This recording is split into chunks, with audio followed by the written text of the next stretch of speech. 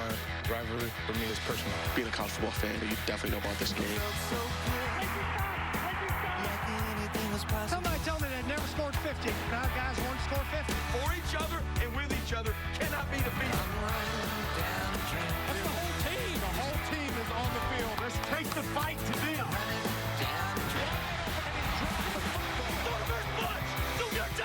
We have the talent to beat any team in the country. Georgia only beats Georgia.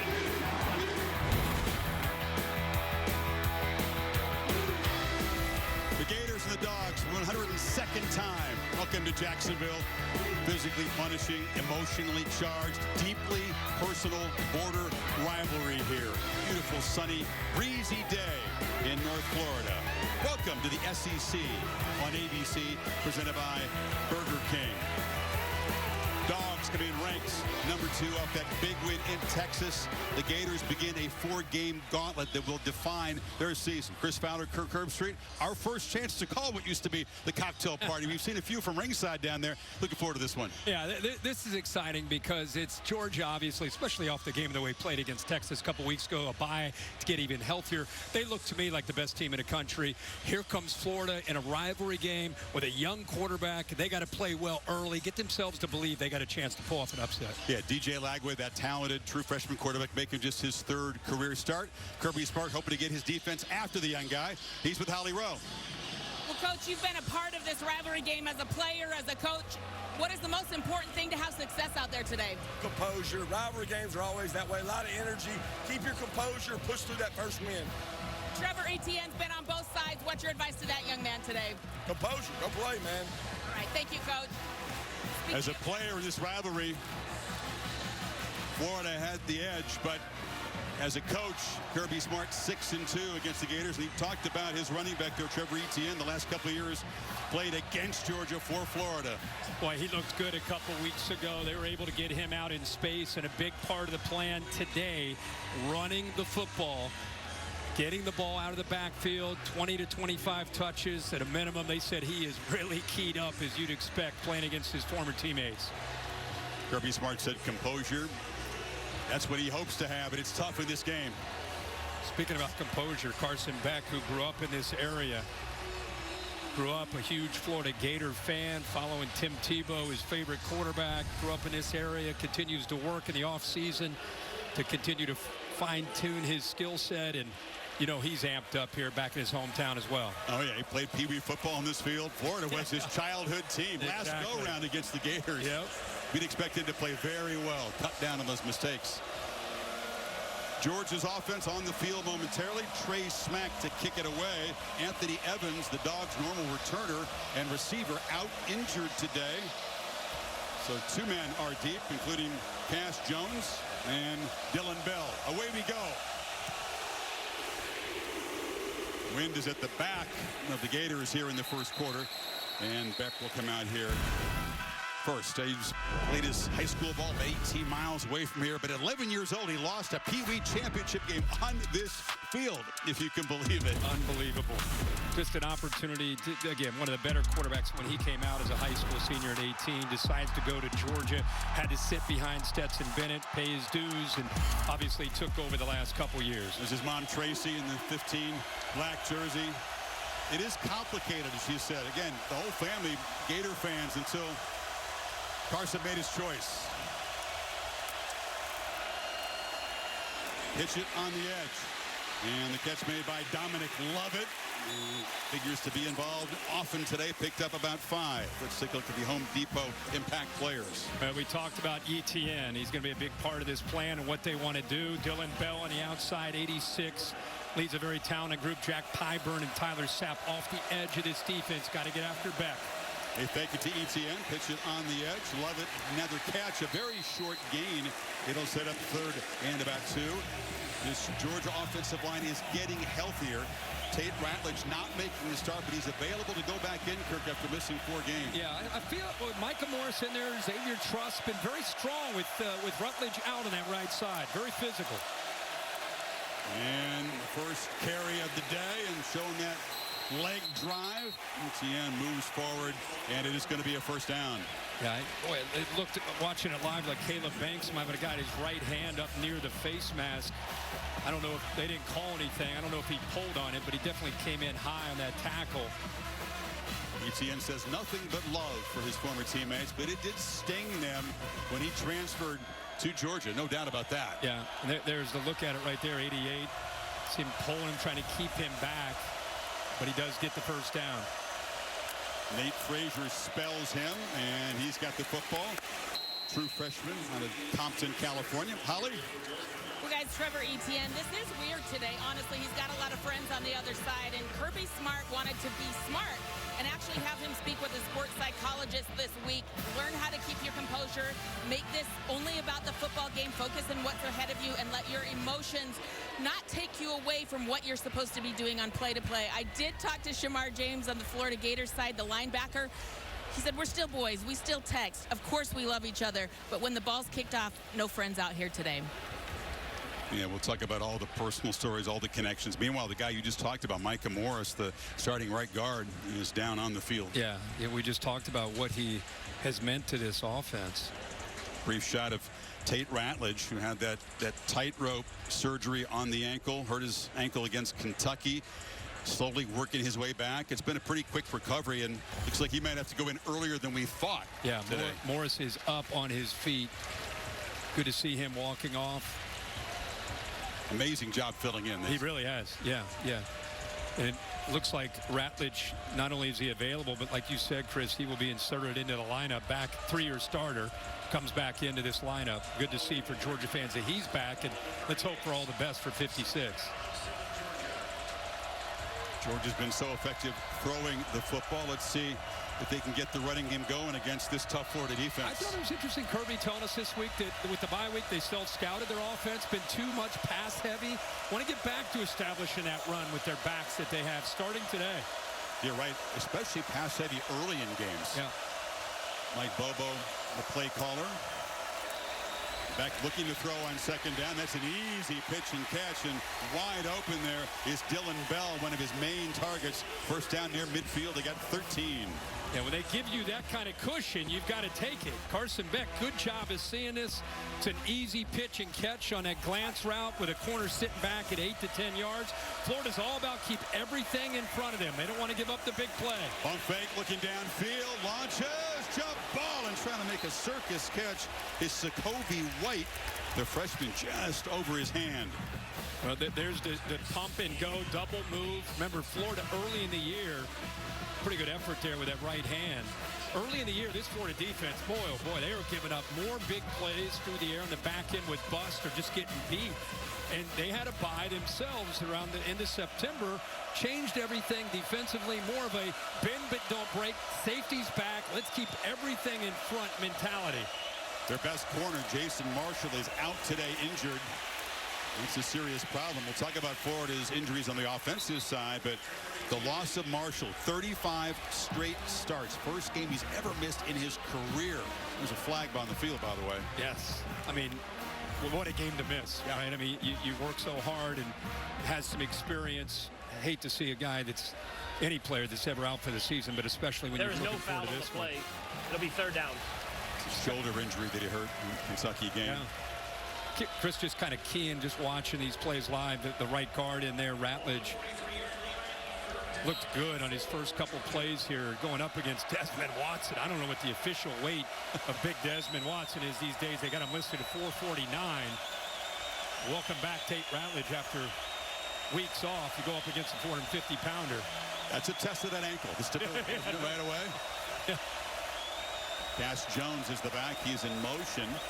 Beck has plenty of time, launches downfield, and it's Jones out of the backfield. Just overthrew him.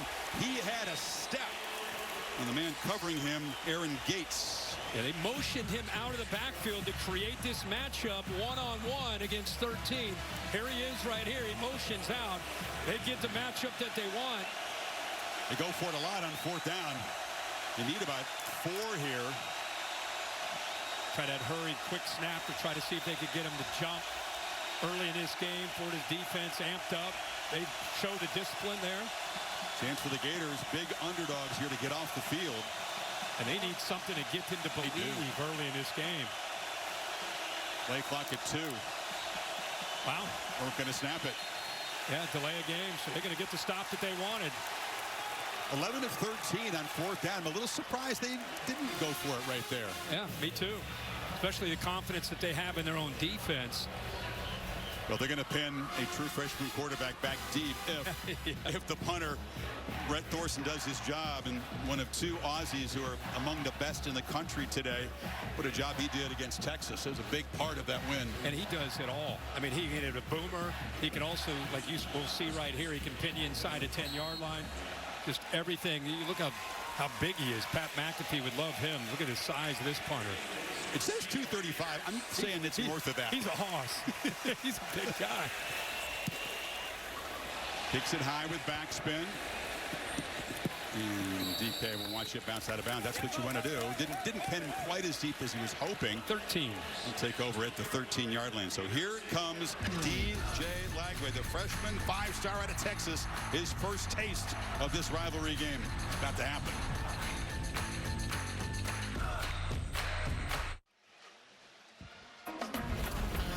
DJ Lagway, a small-town kid from Texas, #1 quarterback prospect in that 24 recruiting cycle.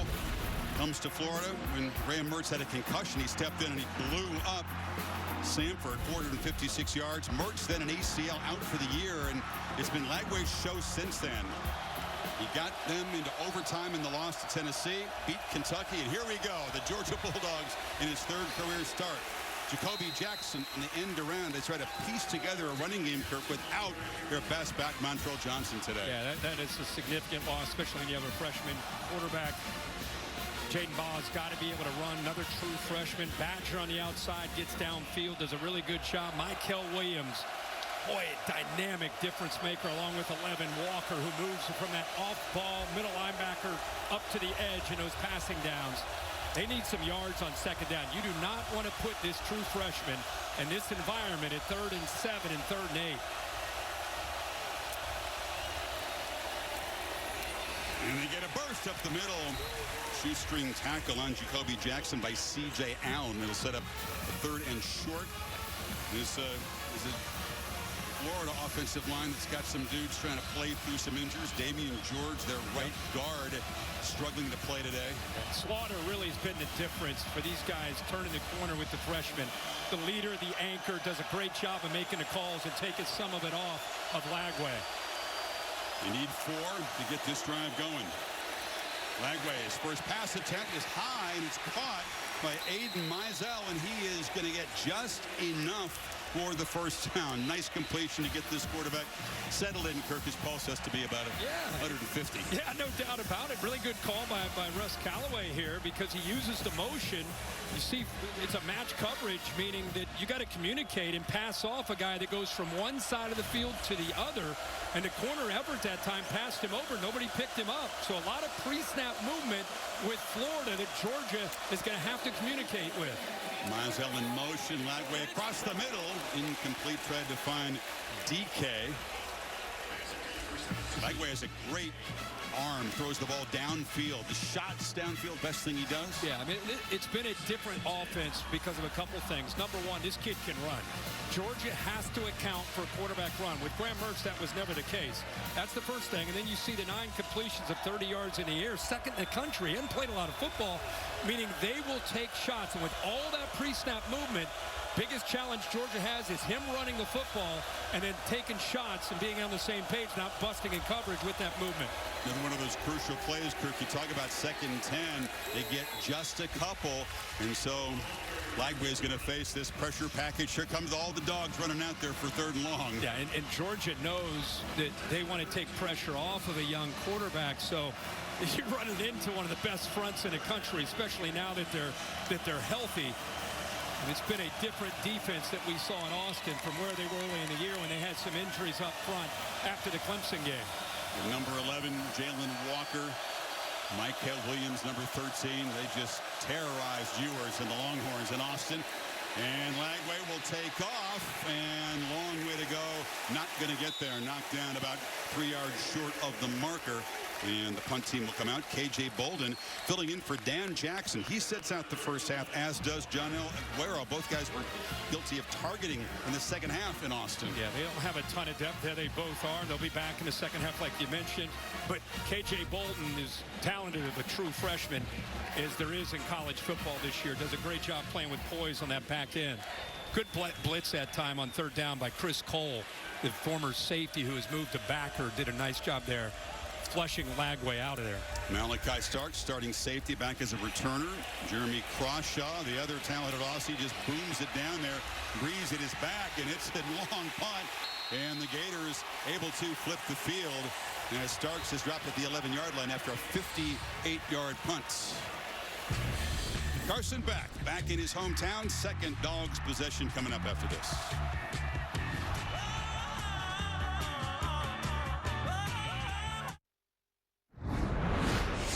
The SEC on ABC is presented by Burger King. You rule. And in part by the refreshing taste of Twisted Tea Hard Iced Tea. Please drink responsibly. National championship coaches representing these two schools. All four of those guys did very well, as you might expect, against the rival. Smart won 6 of the last 7. Steve Spurrier against Georgia, 11-1. Urban Meyer, 5-1 against the Dogs, and things began to turn after he and Tebow left.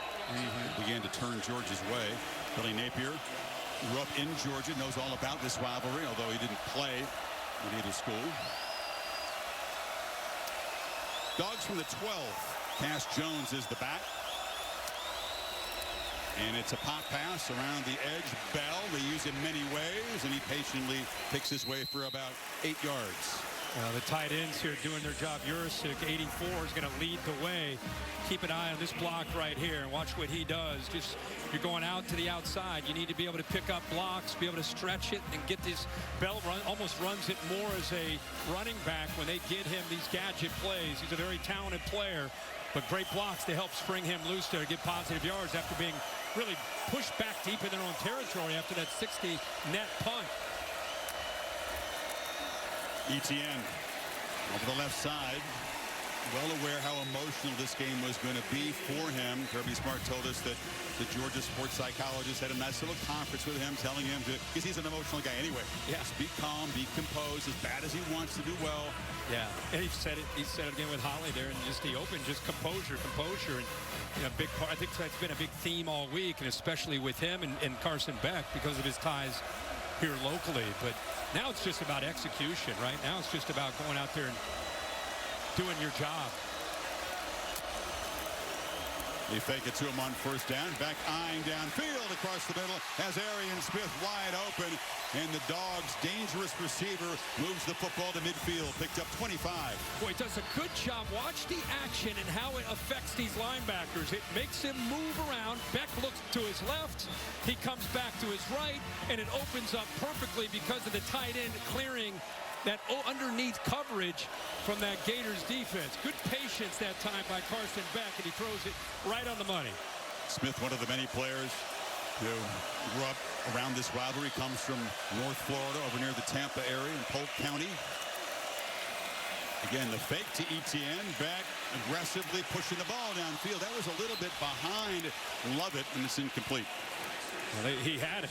You know, Lovett has taken over there in the slot this year for Ladd McConkey, and more than capable. Balls behind him.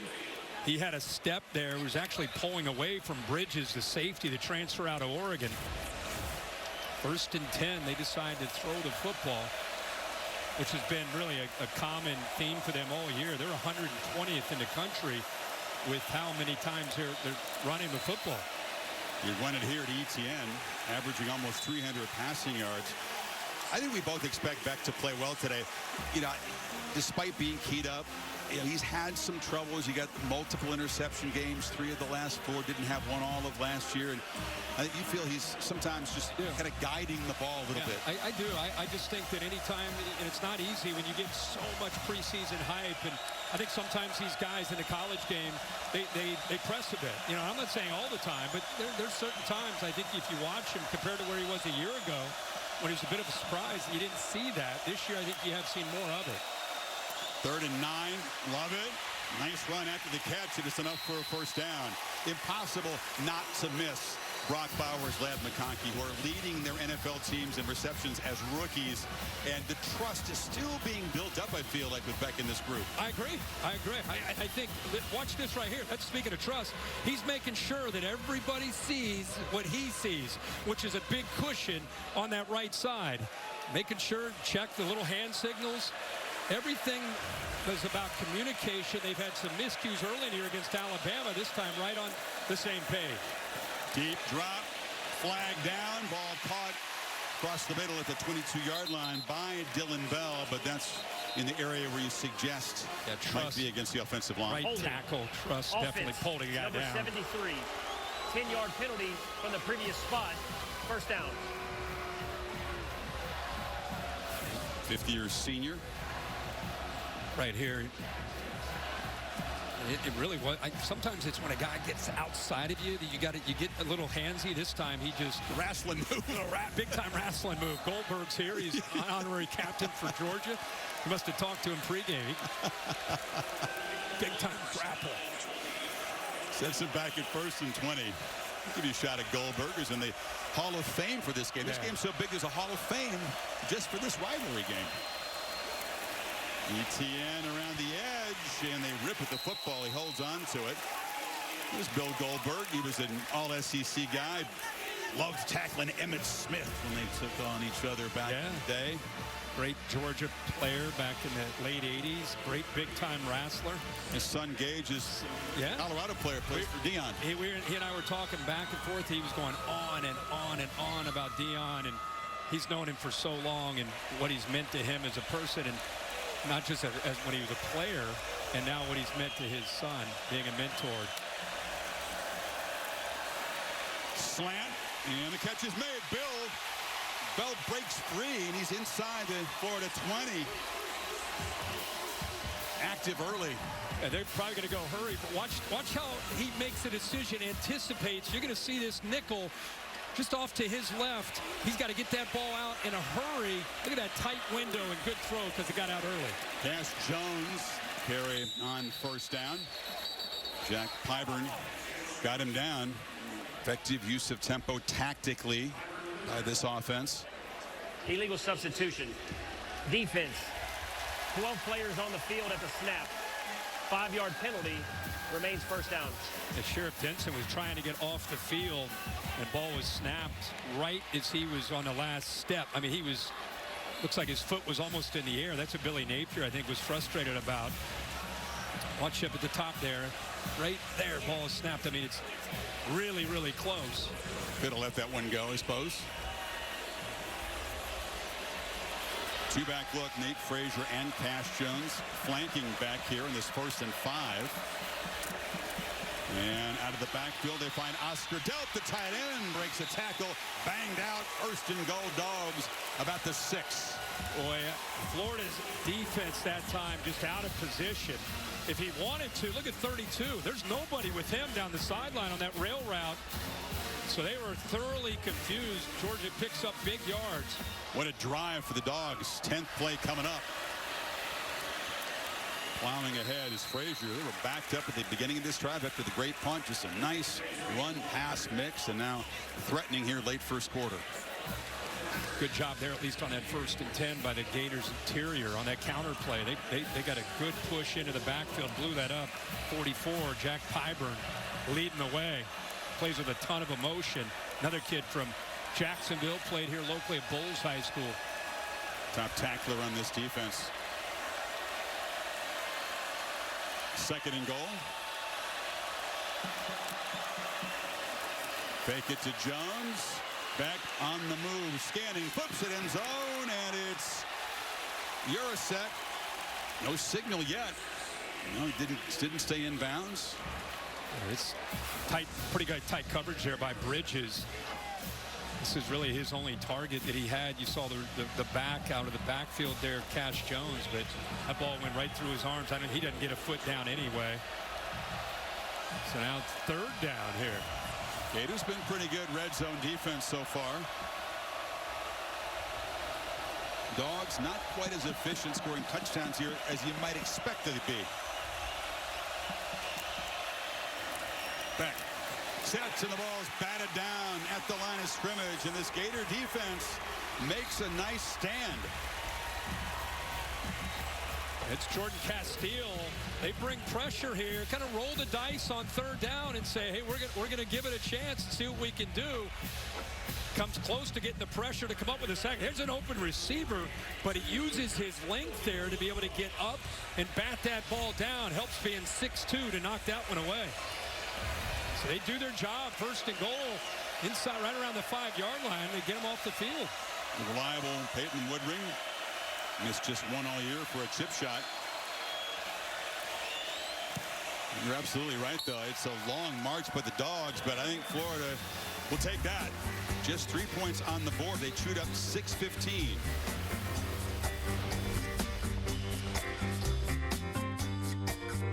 You feel me, Mark? Beautiful 82-degree day in Jacksonville. Aerial coverage brought to you by Goodyear, celebrating the challenge of road games everywhere. Are you ready for the road? Goodyear, more driven. And this game in prime time tonight in the SEC. The fighting Texas Aggies. We saw them beat LSU, first place in the conference, still undefeated in league play.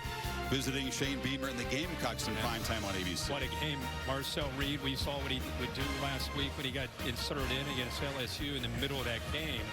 LSU didn't have an answer. South Carolina has had a week to get ready. Always dangerous to go to Columbia at night. Can't wait to watch that one after this. Well, in this rivalry, it's been weirdly streaky. And for about 20 years, Georgia, they're stuck in traffic. Look at the Gators in the express lane there. Steve Spurrier's winning big. I love that. That includes the Meyer era. Then he left. And since then, well, it's the Dogs cooking with gas. And the Gators have been in a little trouble. 6 of the last 7. The last 3, by the way, have been by 3 touchdowns plus for the Dogs. And that is wild. That's a rivalry game. Because it's so streaky. Yeah.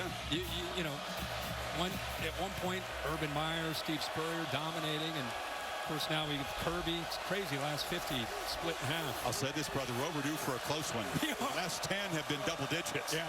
Good. All right. As Jaden Baugh takes the pitch, and the freshman builds some steam and picks up about 7. He comes from Atlanta. When they started Baugh and Lagway together, first time in Florida history that ever started a running back and a quarterback, true freshman, same game. Yeah. Done it twice now. Yeah, I mean, you're seeing a little bit more now because of the development of these players.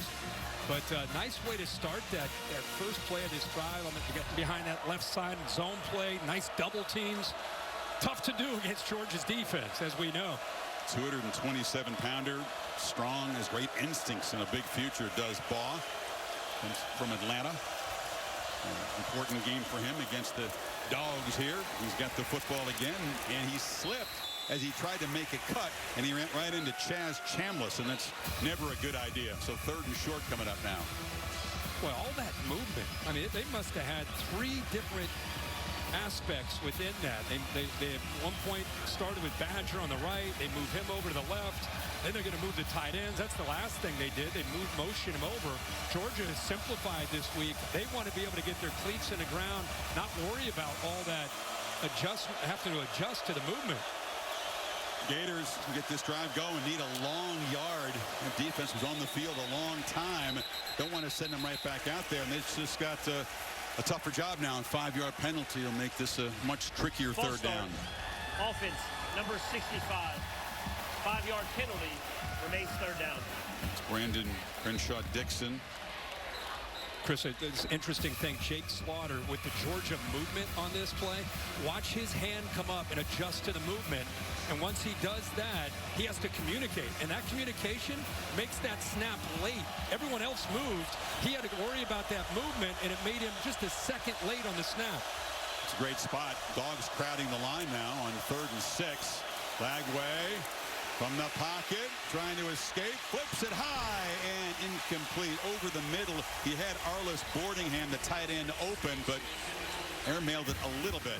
And it's going to be 4th down. As you'd expect, this defense is dialed in on the threat of the quarterback taking off. Bolden, the safety, he came down almost as a 3rd linebacker. So you had 2 linebackers and a safety there to account for the threat of the young freshman who has the ability to run the football. They forced him to have to throw it. Ball got away from him there. Good job of being disciplined by Georgia on defense. So Lagway with his tough assignment, 1 of 3 passing so far for just 4 yards, and Crawshaw in trying to come up with another big punt.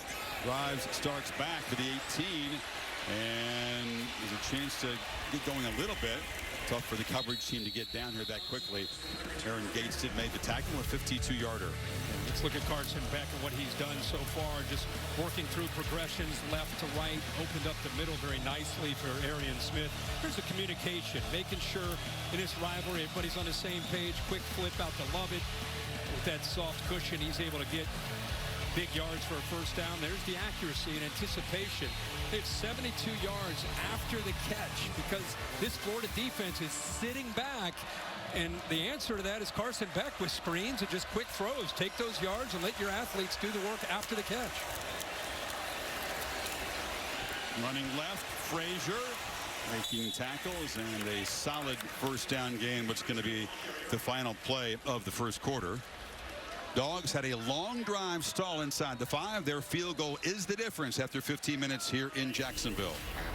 Back for the second quarter after this message and a word from your local ABC station. You're watching the SEC on ABC. 3-0 Georgia.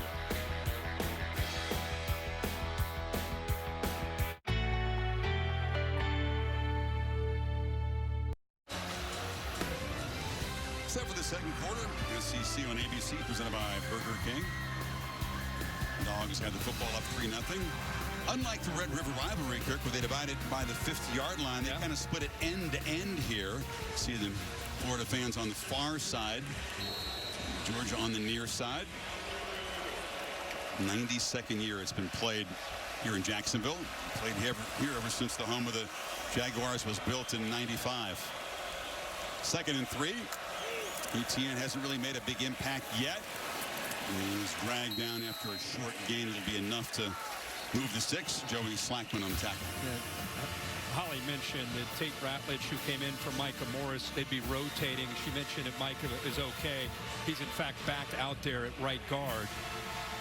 Went down early with an injury, walked off, got looked at, taped him up, and good to see him. He's been a powerful force in for Ratledge, who's been down with an injury. Toughest player on the team, says Kirby Smart. Yeah.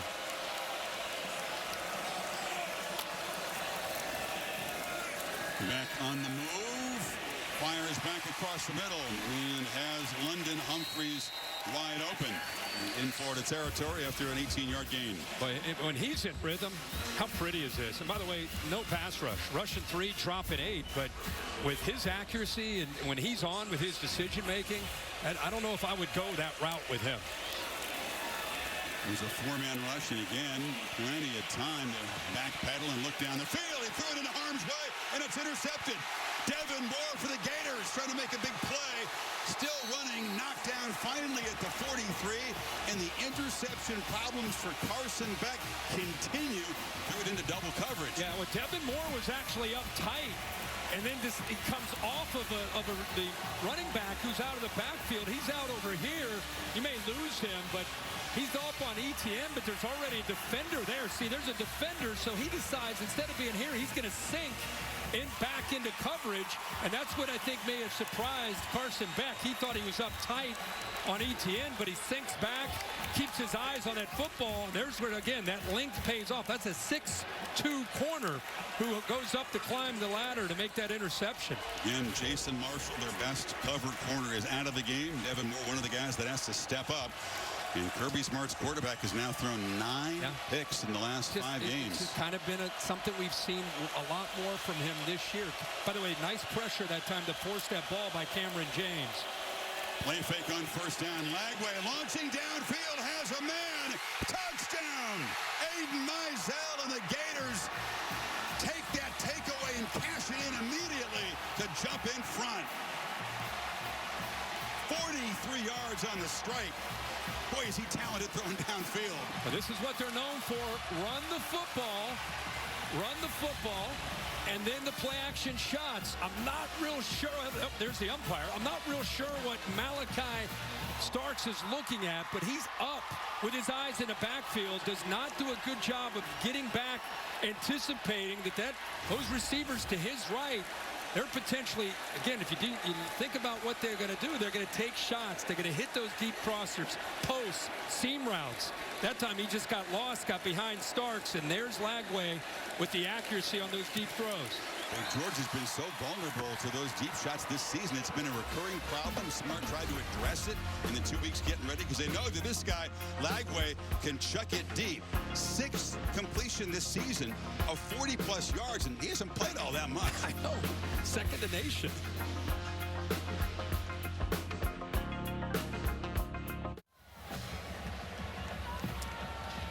Gators are in front. DJ Lagway striking quickly. One play after Devin Moore's interception had set the Gators up. And that sudden change defense for the Dogs beaten deep by Mazel. So the big underdogs here. Up early second quarter. Second straight game with a pick for Moore and a 52-yard return against the Wildcats of Kentucky. 32-yard return today. Quick turn of events. Dogs were controlling the clock, controlling the game on the move. The two things that Georgia knew that were going to be a challenge, and what Florida had to do was, number one, they wanted to be able to get Carson Beck off of his spot, and they did with Cameron James up at the top, just flushing him out. It's a different Carson Beck when you get him off his spot. And this is what we were talking about. Good job here, feeling it. There's already a defender there. So right there, he releases the ball.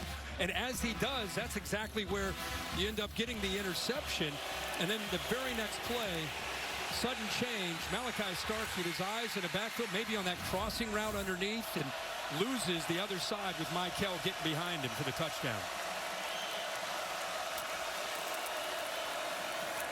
Back across the middle, wide open.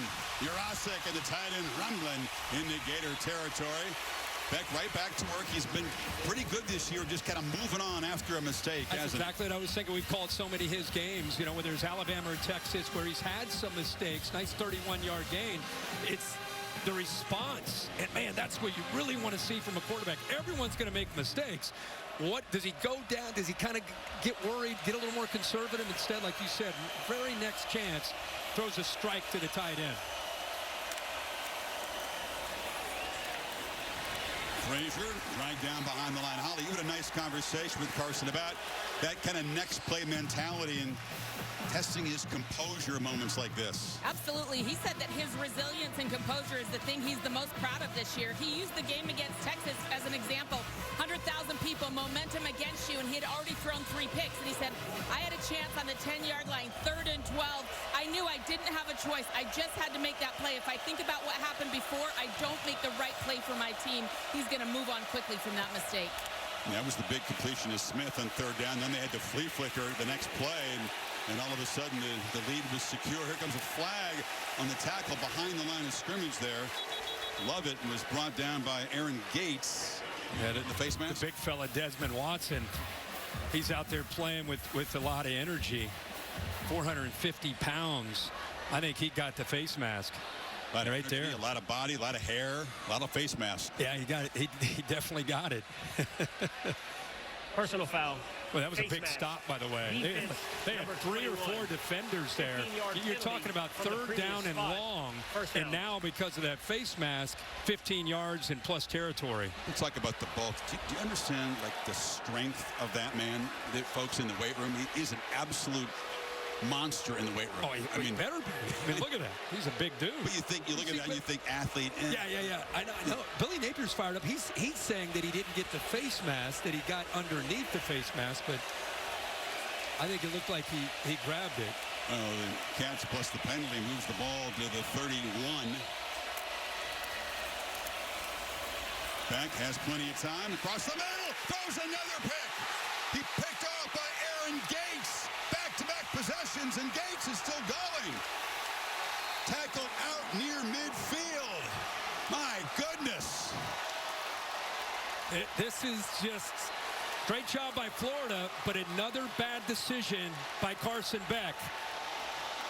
He works from his left, He's going to get pressure right here by this defensive end. Caleb Banks does a good job of winning, just enough to make Carson Beck feel him. But you get from behind, you look at this throw. He throws it into a tight window again. There's two different Gators there ready to make the interception. Gates, who's off to a big start, makes the pick for the Gators.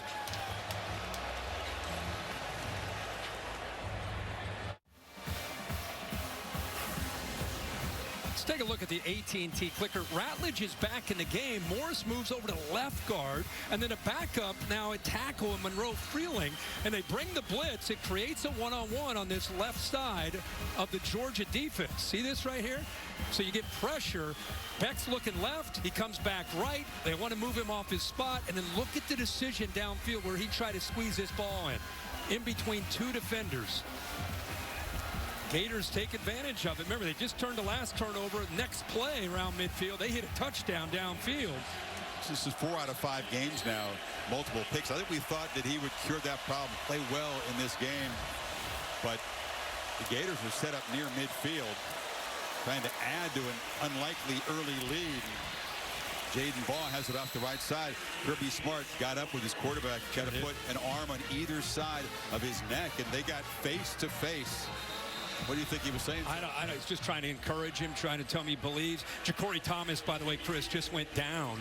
Remember, Aguero's out because of the targeting against Texas. He's normally in that slot spot. Thomas is in for him now. Dan Jackson, the other safety, was out for the first half. So they're very thin on the back end. And now for Thomas to go down here, that is not good news for Georgia, who's got to get through the rest of the 11:34 in the first half till they can get Jackson Aguero back. Looking at his leg, yeah, we talked about that very instance with Kirby Smart. What if Thomas goes down? They was kind of puzzled. They didn't, they've got good depth here, but it's being seriously tested. Holly?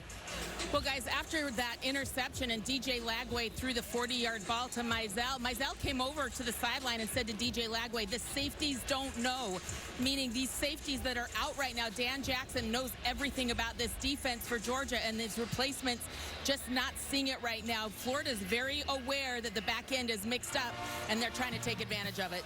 Yeah, it's KJ Bolton back there that wants to be sure to communicate. That was Malachi Starks, a 3-year starter, who had his eyes in a wrong spot there. So it's communication being tested in a big way. And now Thomas is out, at least for a few plays. Hopefully he'll get back in. There's one guy you need to be steady back there. It's Starks, yes.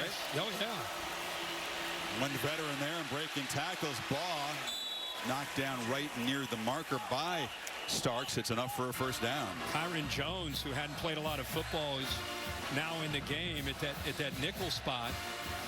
Like you said, Chris, this depth is being tested. Now you can move Malachi Starks down. He has that kind of versatility, but for now he is still back on the back end with the young freshman. There's Starks and Bolton next to him. Lagway didn't lack confidence with that touchdown pass. No doubt gives him a boost. So this is what he does really well. Big fella at 240. Just throws a man down with a stiff arm. It was Bolden, and a solid gain on first down, about 8. No, that backup safety who's in the game right now, he's right here, and that's who he's reading on the edge of this defense. And when he bites down, Jones bites down, this is what you have to defend. And if he gets a block, a better block by the receiver, Badger, and he would have been able to go downfield and picked up way more positive yards. Definitely a first down. See the power of Lagway. And he's got the football, makes a cut. He's not explosive, not sudden, but moves really well for a big man. When he gets an open space, he's hard to get down. That's another first down. Yeah, same play. They just run it the other way. This time reading, I think that was Ingram Dawkins, 93. But back-to-back zone reads, reminding this defense that the quarterback is a threat in the run game. Like you say, more of a powerful runner, but still got to account for him. That's where they can get to their play-action game. Downfield shots, get the eyes into the backfield, worrying about him. Baugh again bounces it. Dogs give up the edge, and Baugh again a huge gain. They're way ahead in the pitch count this series. Pick up 8 more on first. Yeah, he got around Damon Wilson. 10, who was setting the edge there for the Dogs defense. But this is what Florida wants. You know, you want to pull off an upset, you got to win special teams. They had a 60-yard punt that pinned Georgia back earlier. Turnovers, they're +2. Win in the red zone. They're being able to hold Georgia to a field goal. Big plays, good plays on 1st and 10. Keep away from 3rd and long for the young freshmen. Doing everything you need to do here in this first half.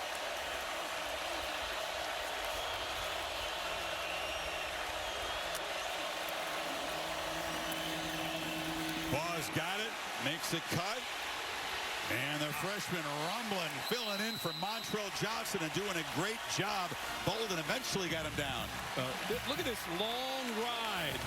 He's trying to make his mind up on watch how long this takes. Fake to the receiver, gives it to the back. By the way, that's, again, to remind people, true freshman quarterback handing off to a true freshman running back against that Georgia defense. Pretty good composure there and a nice, powerful run there by Ball. What did he do in his first college start? Ran for 5 touchdowns against Kentucky. This game, that's a heck of a debut. That time he tried to get outside and slipped, and he'll lose about a yard before Chambliss made the play. He's every bit at 230. One of the coaches told me they think he might be up even closer to 240. I mean, but it's one thing to have the physical ability. It's another thing to come into a rivalry game against a Georgia defense, and the game is moving so fast, to be able to play under control. Not bad for a guy that most schools wanted to put at linebacker. Georgia worked him out. Yeah. He said, I'm going to play running back. I like toting the ball, and he's good for him. Showing his skills. It is. Jacoby Jackson spells him. Lagway on the move, flips it to the end zone, not just threw it away. Nobody open there, and Michael Williams was coming after him. He had great defense there. Took every option that he had here. Now we just talked about keeping him out at 3rd and long. Cannot wait to see what Glenn Schumann and Kirby Smart come up with here in the red zone. 3rd down here in 11. Are they going to dial up pressure or rely on their front with Walker and Williams? Get home. They're going to keep them both on the same side. Off to the quarterback's left. The defense is right. You have 13 and 11. 2 of the best rushers in the country. 2 receivers to each side. Jackson is the back, and now he goes in motion. Lagway against a 4-man rush. Long throw incomplete off the hands of Fordingham, and they'll send out the field goal team. Yeah, tight man coverage, even just rushing the 4. What a luxury, being able to rush 4 and then have still enough to have a spy with C.J. Allen in case they try to have the quarterback create. So everything locked down, those last 2 plays by the Dogs defense. 9 plays to move it to 37 yards. Trey Smack from 32 to make this a 7-point Florida lead.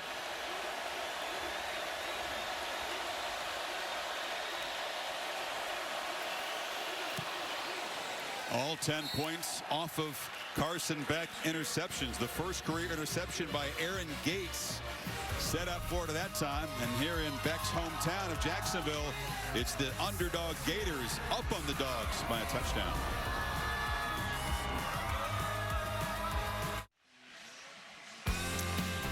Surprising first quarter and a half here in Jacksonville. Goodyear bringing us the aerial coverage. Goodyear, road tested and game ready. Are you ready for the road? Goodyear's more driven. That's traditional student sections in this environment, but the Taco Bell Live Más student section of your contest lives on. You like right there? Far right's ready to roll. Getting after it today. Taco Bell app to learn more. Yeah, preparation begins early here. It's you know, it's not quite the same as it was the old Gator Bowl. Landing No, the landing's gone. It's gone. The landing is gone. See, that's how long it's been since we've been. You know, I was wandering around last night. Where's the landing? Where are you been? They paved over that thing. You're like, oh, let me tell you something. Back when Spurrier was the coach. Tell you something. Friday Back night. when we were trying to prepare for game day down there at the landing, and the hotel was right in the middle of Party Central, and the band was going. And you were making notes. Fortunately, I needed to be up late anyway, but there was like a frat sorority mixer in the hallway right outside of my door. I'll tell you, the band back in those days, I don't care if you're on the 15th floor, it got all the way up there. It did. No problem. And then some, no problem. Quieter, I don't know, more chill environment these days. Good to see Carson Beck with a little smile. Hopefully he's got those miscues behind him. This is a test of that composure. Last year against the Gators in his hometown here, never really tested. It was pretty easy breezy. They had control of the game, won big. He didn't throw a pick. 300-yard game. Little different start to this one. Well, I'll tell you what happens when you're a team like Florida. You're 4-3. It's lost 6 of 7 to Georgia. Georgia's one of the Goliaths. You have a team that has to go out there and make plays. And right now, Aaron Gates, 13, he's been all over the field. A lot of it against the run. Just seeing things quickly, able to come up. Then he was the beneficiary of a poor decision here by Beck. Stepped in front of that, made a nice play. So keep an eye on 1-3 out there in white, playing well today. It's the coverage where it counts, brought to you by T-Mobile 5G home internet. Coverage has been good for this Gators team that doesn't have their best cover guy. And Jason Marshall is out, so Moore and Gates have interceptions so far. Frazier in the flat. Gators close him down, but he picks up about 3 or 4 in first down. Tyreek Sapp, the guy on the edge, made the stop. A little smack there at the end of that play. I don't know if that was just a friendly little smack or the true freshman letting Florida's defense know he didn't care for a little bit of a push when he was down. He was 94 Sapp. Watch this little smack. That's more than a little smack. Bill, how do you guys handle that? A guy smacks a guy in a rivalry game like that. Is it just let it go, a little warning, or? I think you pick up that type of thing in a rivalry game. That's over the edge. You need to get on it right away. There's the fired up Frazier knocked down. Talk to the officials before the game. They're well aware of the emotions that over the years have kind of boiled over. It's been an ornery game. There's been plenty of tempers, flair. You talked about a lot of these guys from this region. My man Nate Frazier's from Mater Dei out in California. He's feeling that rivalry in this game, smacking Gators' heads like that. Big third down. Lagway's from Texas, Frazier from California. Recruiting has changed. It's not just guys from this region making up these two rosters. It's obviously two programs that recruit nationally much more than they used to. Beck trying to convert on third down. Has plenty of time. Now he's running out of it, and he'll be sacked. A coverage sack by the Gators, and eventually Derek Wingo dropped him, and Florida gets off the field again with another stop. They went with a high-low into the boundary. It's where his eyes go initially, here and then underneath. But Florida does a good job of taking that away. Watch his eyes. He looks. Then he doesn't have an answer on the backside. And because he's thrown a couple picks here early in his game, he's not going to try to just come back to the left and just try to throw one to a tight window. Now he's holding on to the football. So how about the Gators playing some defense today? Inspired effort. Thorson boots it. It's a line drive that drives DK back to the 25, and he makes the fair catch. So the Gators with 5:14 before halftime will try to add to this lead. Weeknight tomorrow, 10 Eastern, Sunday NFL Countdown, and Monday at 6. Monday Night Countdown crew gets you ready for the Bucks and the Chiefs, the 2-hour show from Arrowhead. Travis Kelce of the Chiefs wanted to do a jersey swap with the ex-Dog star Brock Bowers. That's when you know you've made it. When Kelce's going, hey, young fella, let's trade jerseys after the Raiders played the Chiefs. Pretty cool. No doubt about that. Georgia's defense trying to get the Georgia fans fired up here. They need a spark, and they're so talented. Spark could come at any moment. Lagway running all the way, dives down after about 3. Holly, what do you have? Guys, good news for Georgia's defense. Ja'Cory Thomas can return to this game. He's got a left quad injury. I saw him on the bike working it out. Saw an athletic trainer give him some kind of oral medication, but he can return, and that's important because they're running thin in that secondary from a depth standpoint. You got 2 guys down on the field. KJ Bolden got up slowly, and that's Lagway clutching the back of his leg. Grabbed that left hamstring when he got done. His body just kind of fell awkwardly right away. He grabs onto that left hamstring area. It's not an area of the leg you want a star player to be touching. The field a little choppy here. It was an issue last year. Injury pregame. Of course, Graham Mertz is out, so you're looking down at the transfer from Yale, Aiden Warner, who would be the quarterback that would more than likely come in here. Shamar James of the Gators. Remember that the sod was kind of loose. He was warming up and injures himself before the game. Yep. This was just a slip. Oh, man. There is Warner. Came from Yale. They've been impressed how he's picked things up. When you see him on the field, he didn't look very impressive in practice, but they were impressed when he started processing things. He has not let go of that left hamstring yet. With that left hand, still holding on to it. Injury is such a huge part of this Gators season. They're actually bringing a card out for him now. Wow. I mean, this season has turned around for Florida with the way their defense has played since the bye. There's a look at Graham Mertz, who's already out. He's been such an instrumental leader despite his injury, but the defense has played well. Lagway coming in as a runner and a deep ball passer. So now you got to change suddenly from, just hate to see this. This definitely does not look good. As you said, clutching the hamstring and not able to put weight on that leg. Mertz had a concussion in the first game against Miami. Then he came back. He had a non-contact ACL. After he threw a touchdown pass, just kind of skipping away, ACL gives out, ending his career. That was on the same series as Montrell Johnson suffered an injury against the Vols. It's been a snake-bit season. What a shame. Whole team's coming over to give him some love. This guy, for you that have not been around Florida, not only a talented player, but every single person you talk to with Florida, how much they all love him and what a solid person he is off the field. So you can, anytime an entire team comes out, it's not just the injury, it's how they obviously feel about him. Just one little slip, and something gave way in that leg. We'll get information as it's provided, but that is not a good sign as Lagway is carted to the Florida locker room. Georgia fans showing class here on their feet, applauding Kirby Smart. You see was out there near where they're tending to him. Yeah, you're looking at Russ Callaway and Billy Napier, kind of the offensive minds. They're shifting gears now. You know, they've got to go back to that Graham Mertz kind of approach, which is effective but very different from who they've been since they've been growing in these last 3 weeks with DJ Lagway. Warner's from Florida. As we said, went to Yale. Only action, 3 pass attempts, completed 2 of them mop-up duty against Kentucky when Lagway came out in a big victory. And he comes in 2nd and 7.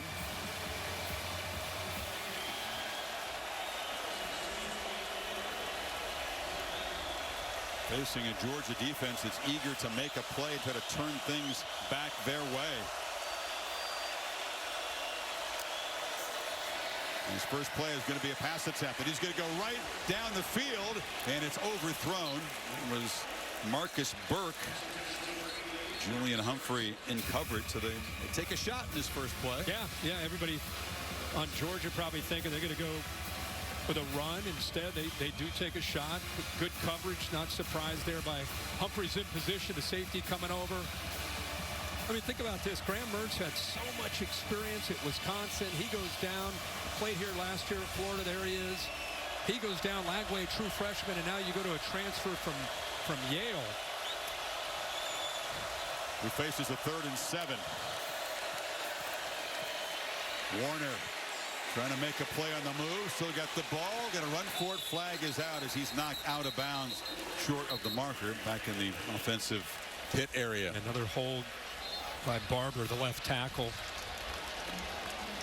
Nothing against Yale. Yale's a great program. I'm just saying that, you know, you're going from a true freshman to now a transfer from a smaller school. You're also going from the bench. You get, getting like 3rd team reps a lot of the season. 3rd guy, yeah. 2nd team reps since Mertz went out. Holding. Offense, number 58. The penalty is declined. 4th down. And you're facing Georgia, so yeah, it's a tough assignment for Aiden Warner. When you talk to Billy Napier, you said, or maybe it's Russ Callaway. There's the hold right there on Allen by the left tackle. I thought it was interesting. He said, when he first got here, we were just kind of wondering if he was going to be able to adjust to the SEC speed. And then when he got into some scrimmages, he started to really show what he could do. We were really impressed. So but he'll be challenged. Obviously, this best defense in college football. He's not a face. grad transfer. He's just a redshirt freshman, so he wasn't at Yale that long. No. Washaw's punt is a boomer, and drive starts all the way back to the 11-yard line where he makes a fair catch. Good hang time and 56 yards as the punting duel we expected is unfolding. They have a 60-yard net earlier, and now a 56. Again, Florida special teams doing what they need to do to continue to push Carson Beck back. He's back inside his own 15-yard line. Remember, Florida deferred. So this is a big 3:52 left here at the end of this first half. The Gators will get the ball to start the second half. The vibe has changed here. The energy's out of the place. Florida's happy that they've got the lead, but obviously concerned to see the quarterback carted up. Georgia fans just wondering if Carson Beck can get on track here. A couple of picks, and they went 3 and out in the last series, and they give it to Etienne. When in doubt, toss it to number 1, but not much space. Picks up a couple. I'll tell you, man, they are doing a really good job. They do a nice job of rotating like a lot of teams do. They play with an attacking front. You know, they'll rotate 10 or 11 guys up on that defensive line. Time Brian Taylor, 33, who's getting a chance to play, ran that play down from the inside out. It's weird in here, isn't it? I mean, it's just quiet. It's very quiet. It's on quiet. both sides. It is. Beck took a look and then takes off and will slide down feet first at the 25 for a first down. Picked up 10 on the scramble. Frazier comes out of the backfield, so watch what happens to the defense when they see this. They think, oh, let's get out there. Both backers go. There's just nobody there. Good job of covering. But the last thing you're thinking about is Carson Beck doesn't do this a lot. He doesn't. I mean, he may move around in the pocket, but very rarely does he take off and get yards like that for a first down.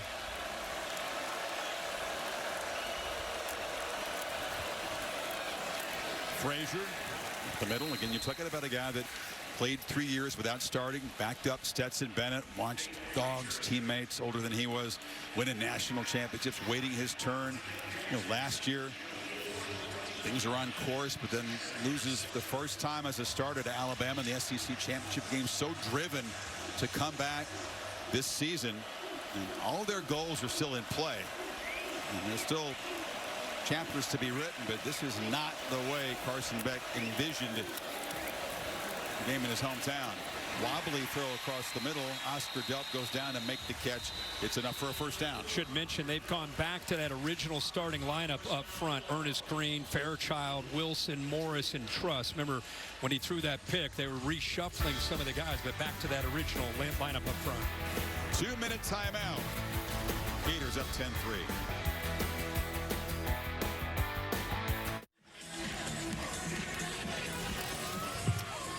Minute 59 of the first half. Time for the Aflac trivia question. All right, Kirk, here we go. Since 2000, 2 starting quarterbacks with a 3-0 record in this rivalry. Who are they?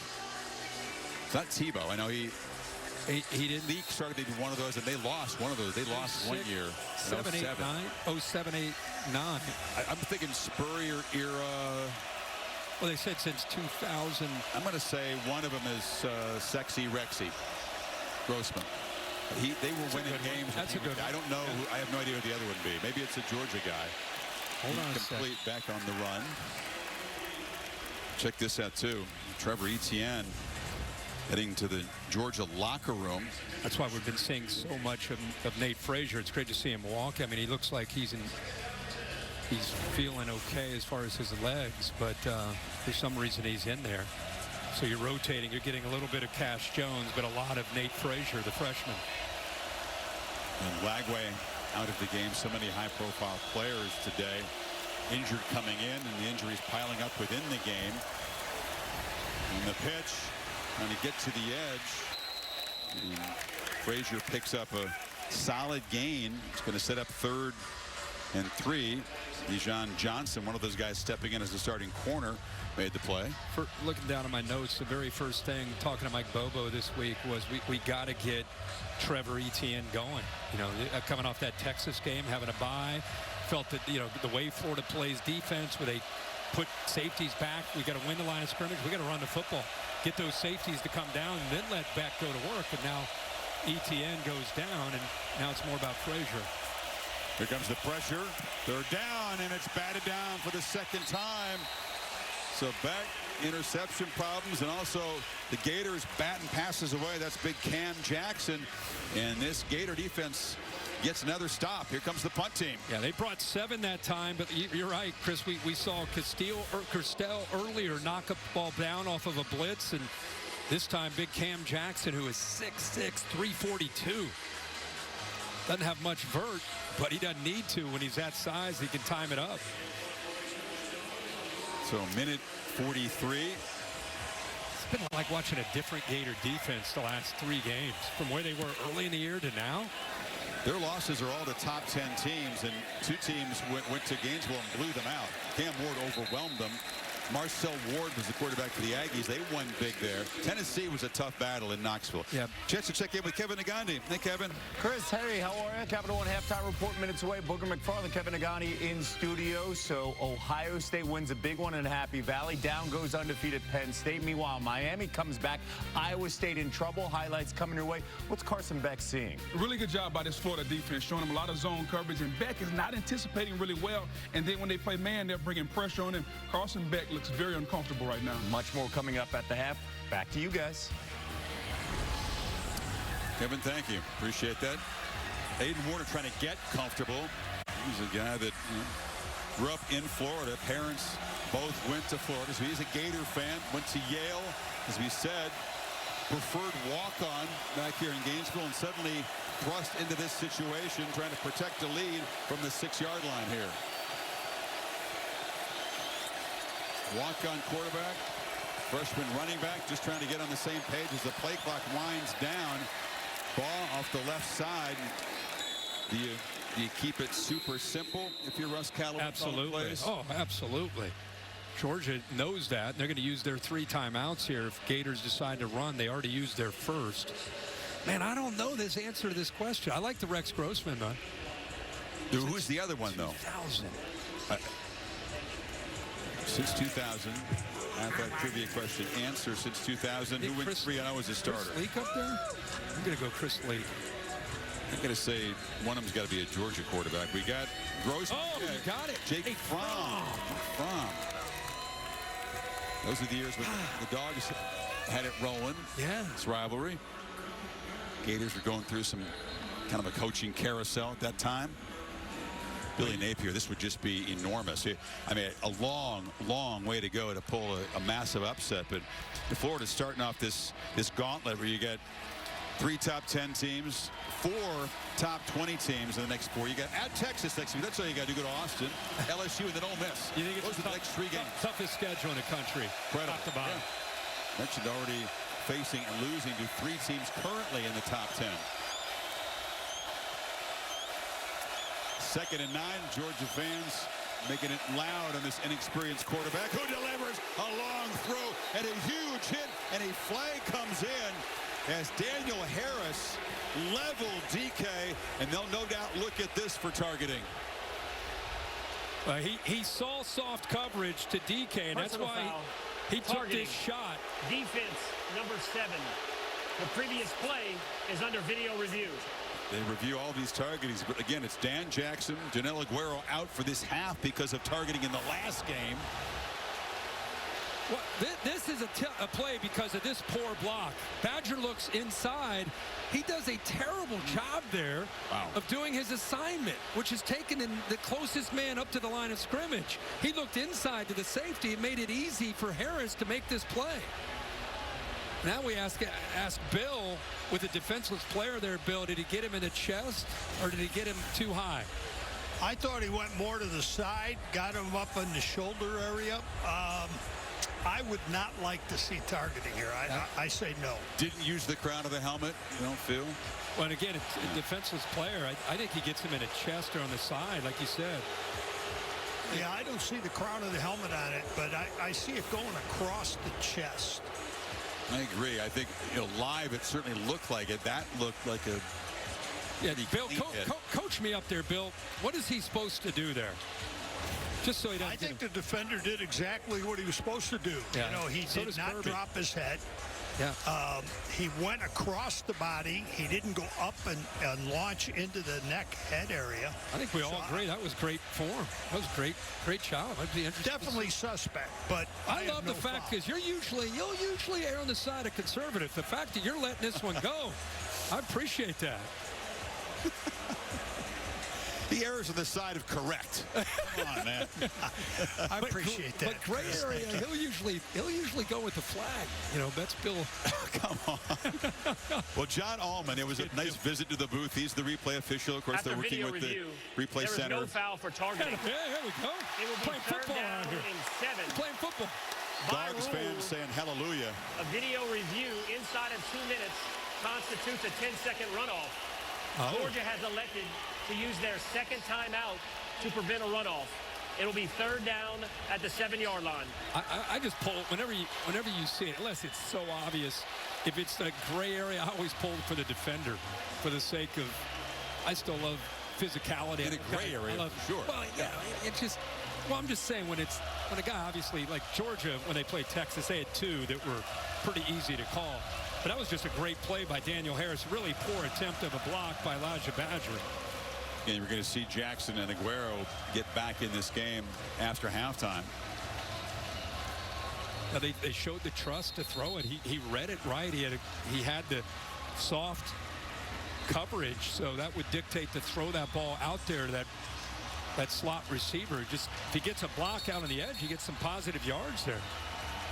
See Ja'Cory Thomas back in the game. Harris staying in the game, of course.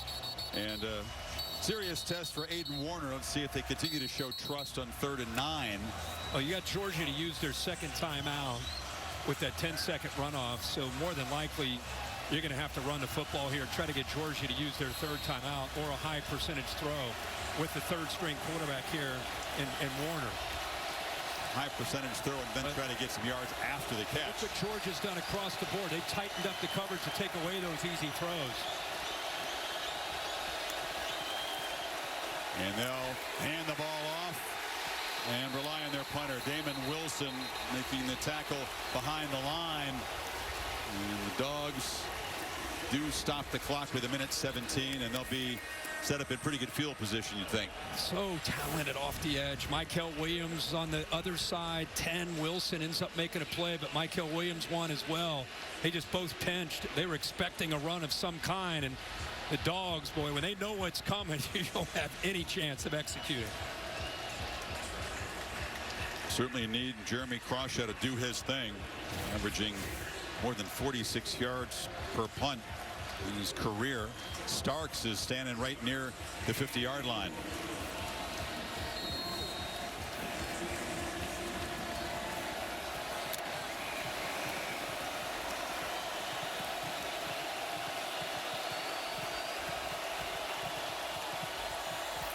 Georgia doesn't come after it and try to set up a return. It's a high boot, and Starks waves for a fair catch in Gator territory at the 48. Monday Night Football. Baker Mayfield and the Buccaneers taking on Mahomes and the undefeated Kansas City Chiefs. 7-0. How long can they keep it going? They're going to threaten a perfect season deep into the second half, the Chiefs? I say they always got a shot, right? And they're only getting stronger. They're picking up some better players to help Patrick Mahomes out. So Beck, it's been a rough first half. Got off to a sharp start, but then interceptions on back-to-back possessions, setting up all 10 of Florida's points so far. Now great field position. Out of timeouts, but 1:13. No TN again. It's Cash Jones at the back. And Beck flips it down, and Jones eludes the man and gets that in space, and they'll like that matchup. Running back there in space, picked up 13. Yeah, they love that matchup because anytime you can get a linebacker who's walked up to kind of show that he's blitzing, you get him matched up one-on-one, you're going to win that every time. That was Jaden Robinson. Walked him up there, made it tough for him to get back outside. Jones very good out of the backfield catching a football. And with ETN down, we're getting more and more of an opportunity for both Frazier and Jones.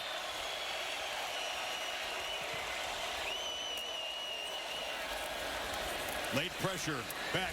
High throw off the hands of Dylan Bell. Certainly catchable, but a late runner came at Beck at the time.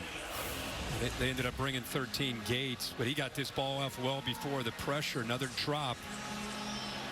Ball's right through his hands, a little high. It's a ball that Bell normally would catch. But again, keep in mind, they're out of timeouts. Minute 2 left. Anytime you're going to catch that football, there's a good chance Florida's able to tackle him inbounds.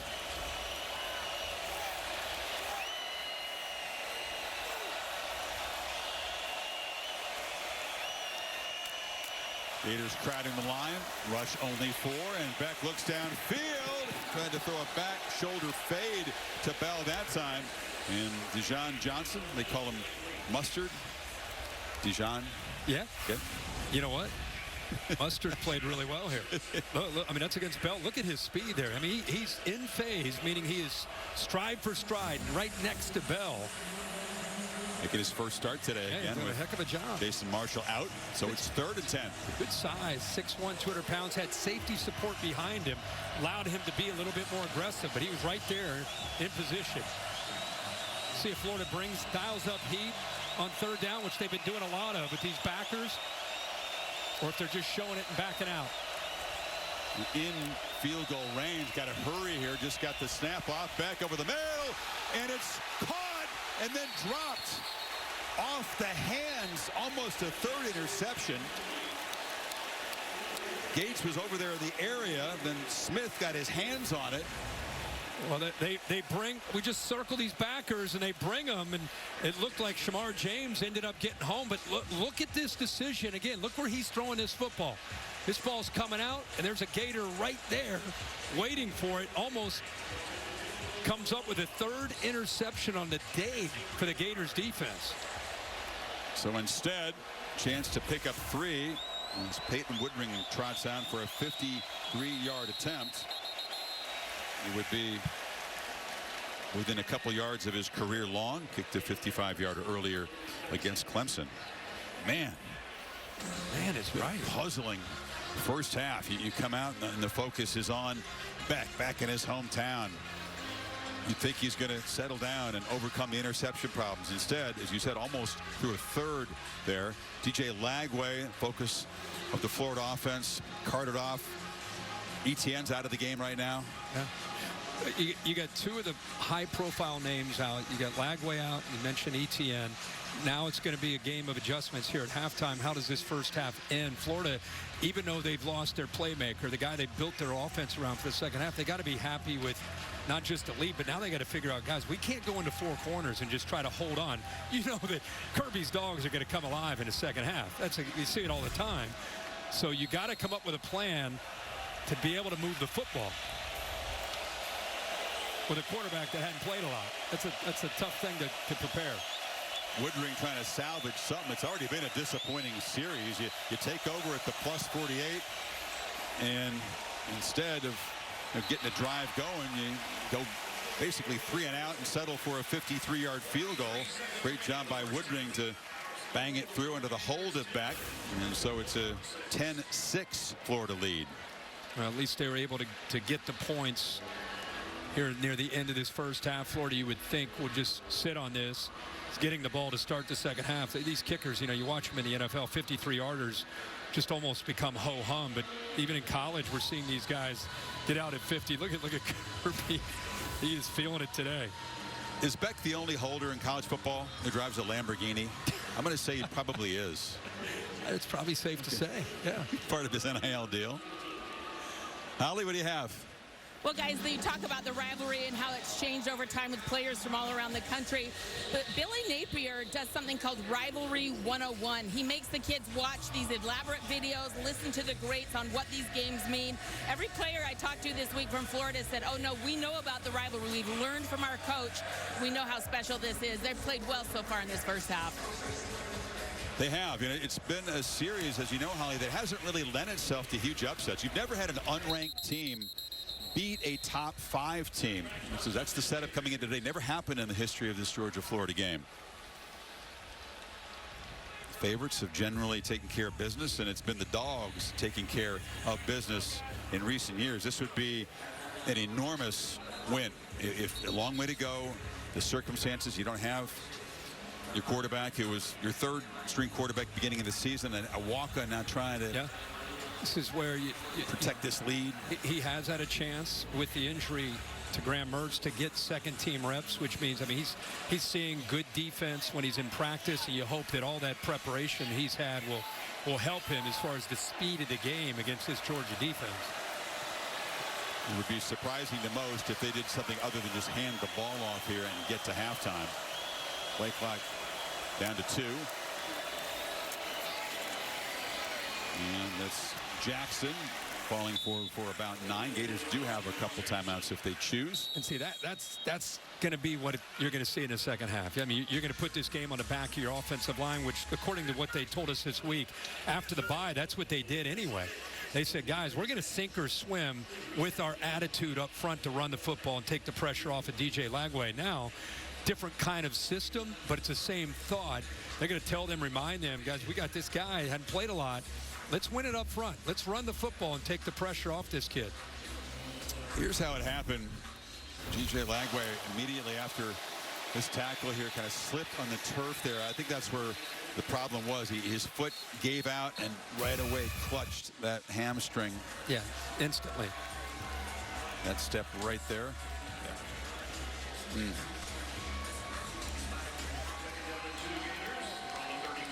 And that was the response by his teammates as he got on the cart and was taken to the locker room. Again, Holly will work to see what information, if any, we can get. So they ran the football, and then Florida calls a timeout. 34 seconds. They'll run it again, and Jackson has some space. Look out. Jackson rumbles into Georgia territory. They still have 1 timeout left. 28 seconds to go, and against all odds, the Gators threatening to do something with this possession. You got 18 there. Yeah, what a job here with Russ Callaway. Look at this play. This formation, most of the Georgia defense, once you motion, this man went over, defender followed him. Look back here. Look how many defenders are back here. And that's nice job by the offensive line, but really an assist to me by the formation. C3 coming over there a little bit late, C.J. Allen. But that's a good job of just the execution of a team that called a time. And you don't see that. Back-to-back runs and have a shot that maybe get into field goal range. There you see Smack. If they get about 15 more yards, they're within his range to add to this lead before halftime. Hand it off again. Jackson, and a lot of grit. They moved the pile. He's using up some seconds, and they'll finally blow it dead after about a 7-yard gain. Big Austin Barber got behind him there, was pushing. Harris, the left guard, pushing. You're going to have to use that last timeout with 17 seconds to go here. But they're close. I mean, I think they were content with just running the football and getting out of here. Absolutely. Everybody in the world thought that Pinback with his quarterback, that we're just going to run the ball, get to halftime. He said they get the ball, begin the third quarter. Instead, Smacks in, just give me a chance. Just get a little bit closer. I mean, you're like 5 yards away from giving this guy a shot. Now, the trick is 19 seconds out of timeouts. You can see the green line. I mean, it's maybe even less than 5 yards, about 3 yards. So your options here are you run the football because it's been working to the left. You tell your special teams unit, field goal unit, hey, as soon as this play's over, everybody run out, and we're just going to line it up and kick it. Or you're going to throw a quick pass out towards the perimeter where you can have a chance to get out of bounds. It's a pretty stiff breeze pregame, blowing right to left as you watch it here, but it's died down. I don't see much of a breeze evident in the flags at the top of the goalpost. So Smack, as you said, great name, by the way, Trey Smack. He's got a shot here. Smack went in. Gators run game, first half, almost averaging 5 yards a carry against Georgia's defense. 20 runs, 95 yards. A lot of that here on this drive, actually. It's been crucial because the pass game, other than the long touchdown reception by Masel, hasn't been present today. Expect Georgia to get up tight the way they are. Just try to take away those quick outs where they can get out of bounds. They're going to try to run and they go quick field goal. Tried to get a hard count to get 5 yards. Dogs didn't bite. And Warner throws a slant. And it's enough to move the sticks. Marcus Burke with his 4th catch of the season went down low. I can't believe that actually got in there. I think Harris gave up on the play thinking that it was no way they're going to catch this. Did he keep his hands below the football? Tremendous job by Burke, who's a tall receiver. He's also a Jacksonville guy. Yeah, he touched the ground. That angle shows. Great look at it there. By the way, anytime you throw that, I mean, usually you think the corner is going to step right. It was thrown right where he wanted it as a corner. For some reason, I don't know if he lost the ball or whatever, but he just seemed to almost give up on the play. So now it's 4th down. They aren't going to send out the field goal team. Going to try to convert here and then perhaps kick a field goal on 1st down. Wheels are turning as Napier tries to add to this 4-point lead.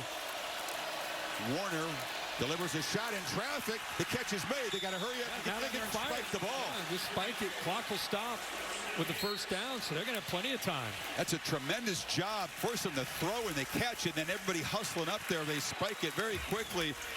And Trey Smack is going to have a chance. Hey, that was an illegal formation. Every single guy was on the line. You got to have, including the quarterback. I can't see if we look at from a side view here. I don't know if they had enough guys in a backfield. But nothing is called on the field. I thought it might have been an illegal formation. It is something you could look at. He wanted to buzz down, but Smack, meanwhile, this drive gives him a shot from 53, and he will drive it through. Wow. Impressive use of the clock and poise, and Aiden Warner, Jacoby Jackson, this offensive line moved the ball 40 yards in 40 seconds and add to the lead. Yeah, unbelievable job here. As you say, Chris, I think Florida just looking to work this clock, be happy with the lead, get the ball to start the second half, but they're able to run the football for the most part down and get in position for Smack to put it through. But I think they may have caught a break on the play before where they didn't have any of their receivers in the backfield. They were all lined up on the line of scrimmage. Move that field goal line back for Smack. That would have been good for 58. Yeah, but so the far top of the formation. Yeah. Have him off the line? Well, this isn't. It was the play. This is the completion. It was the play after that. That's where they hit the slant, got the 1st down. It was the next play when they tried to fire the ball into the ground. Let's. I think we got it now.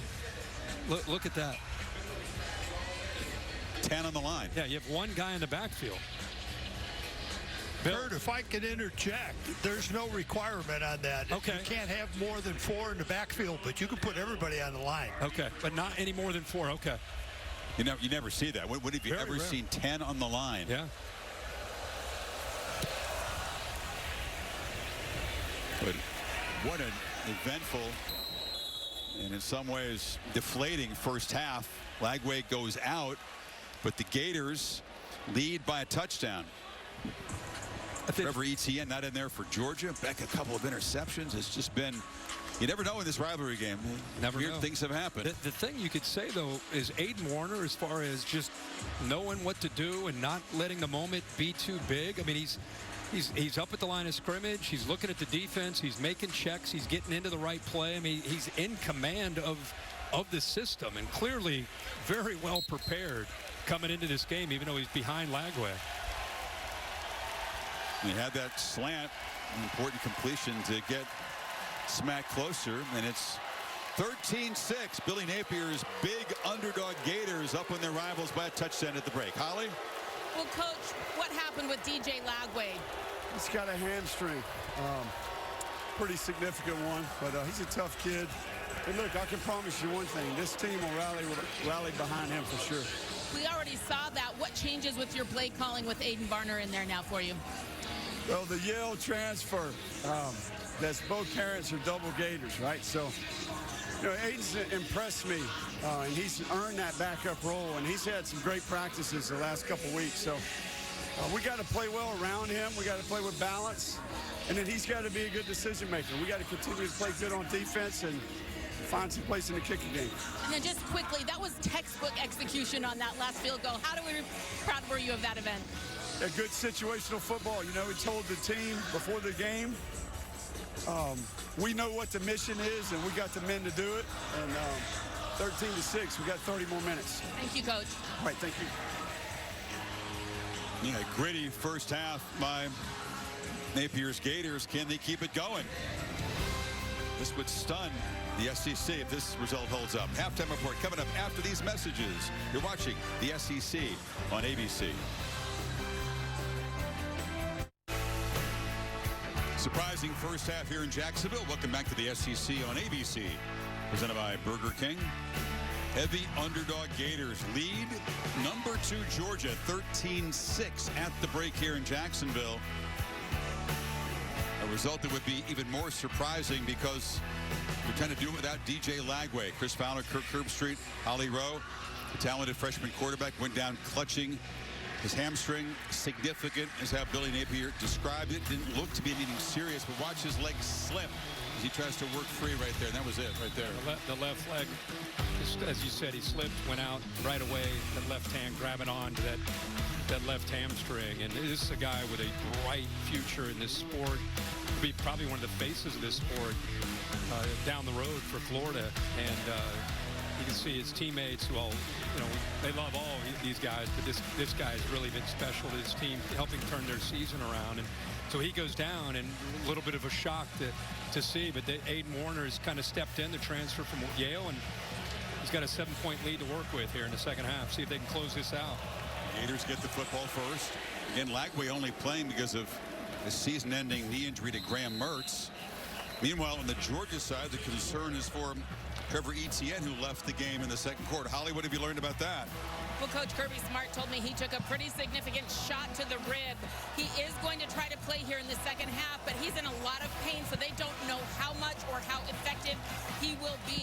He had a conversation with Trevor walking down the tunnel, coming back out, and it looks like he does want to play, but guys, it's a pain tolerance issue.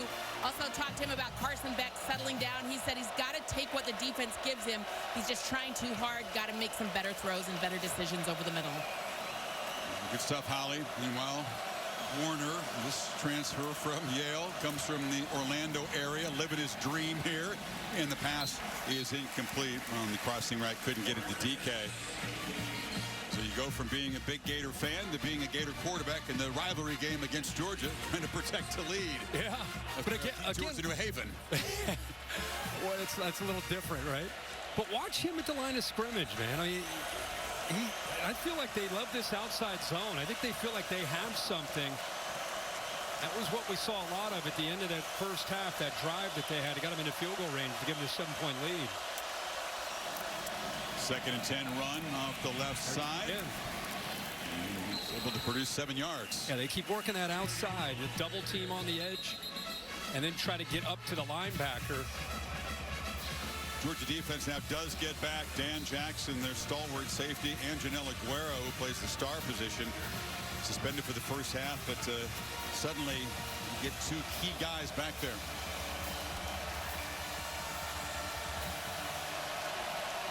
Dogs trying to get the football back to back, get off the field here on 3rd and 4. Ball is out, throwing in traffic, incomplete. Warner just squeezed it in there to man, and Starks made the play, and it's 4th down. They went with that bunch formation. They use that quite a bit. Tried to sneak the back ball out of there, but unable to hit it. Georgia pretty good coverage there. You can imagine Kirby Smart at halftime, the energy that he talked with to get this team to lock in, understand what they need to do to be able to come back. I mean, one of the most intense, most competitive head coaches that there is. Is this the same team that we saw clobber #1 Texas in Austin? I have a theory on that. Crawshaw boots it deep. Starks with a chance, and close him down and knock him down at the 29, a 52-yard punt. Yeah, Carson Beck's going to come out here to start this second half. If you're just tuning in, it's been a little bit of what we've seen at times this year, making poor decisions and forcing the football into tight coverage, especially this one where Gates stepped in front of their 2 Gators that could have picked them off. And then another near pick would have been the 3rd in the first half. You can see how frustrated he is. See what kind of adjustments Mike Bobo and this offensive staff makes. He's getting under center right here. They want to run the football. They're going to start without ETN. Holly just reported will be Frazier.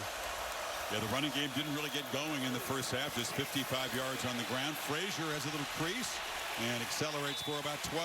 See, that's what I thought we were going to see more of. They talked about how when they self-scouted it during the bye, they felt that they were too pass-heavy. They wanted to be able to go back and run the football. It's a nice little zone play.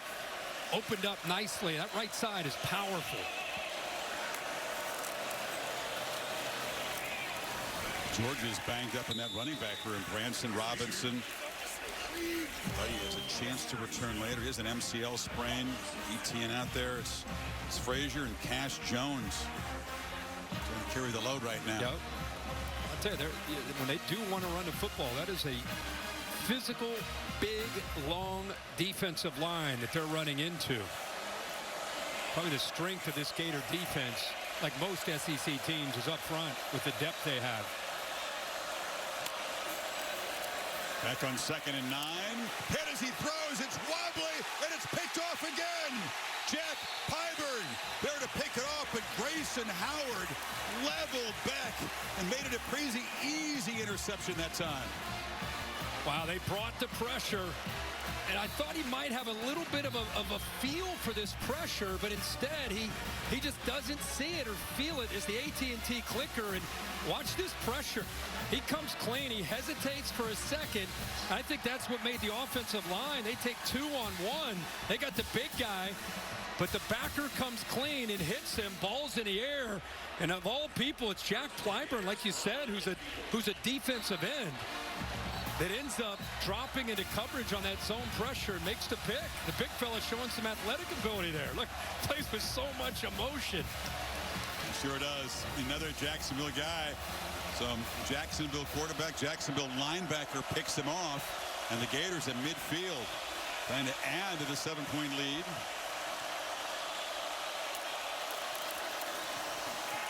Jacoby Jackson makes a little cut. He got inside of Julian Humphrey, the corner, picks up about 7. 3 picks now. 3rd time this year he's thrown 3. And they're trying to come up with an idea. That one obviously was about the blitz and him just not seeing it. It wasn't a poor decision. The ball, once he got hit, went up into the air. But they're looking at the tablet, trying to come up with answers on what they want to do. It's the new tool, of course, you can do. Use that tablet. They better have a lot of stuff loaded in there, because there's a lot to talk about and a lot to look at. Short gain, now it's 3rd down. So my theory on why they looked the way they did against Texas and why they've looked like this, I think this team has won so much. This is just a 2024 team. They need to be told you don't have a chance. I think you're going to lose at Texas. To get them to feel, remember Kirby, the emotion that he had after that game? Everybody picked against him, all that fire. They came into this game, you're going to kill Florida. Is that still a rivalry? I just think they lose their edge because they've won so much. Not playing with that same edge today. At least not yet. And the quarterback, Warner, tried to keep it. No chance on that zone read. The running back was going to get gobbled up, and then Everett knocks down the quarterback for a loss. It'll be 4th and 4. Yeah, he's reading Williams. He makes the right read. He holds on to it a little long. Now it's disrupted, and this Florida the Georgia defense is just flying to the football. That's Dalen Everett, the man who had the sack, forced a fumble, and recovered it against Ewers. Had an interception. Monster game in the win in Austin. Busy afternoon for Jeremy Crawshaw as the Aussie tries to pin the Dogs deep. Coverage team runs down there, and it's going to check up. Again, not exactly what he was hoping for. Like to have that ball land closer to the 5-yard line. Georgia will take over at the 17, trying to get their quarterback settled in.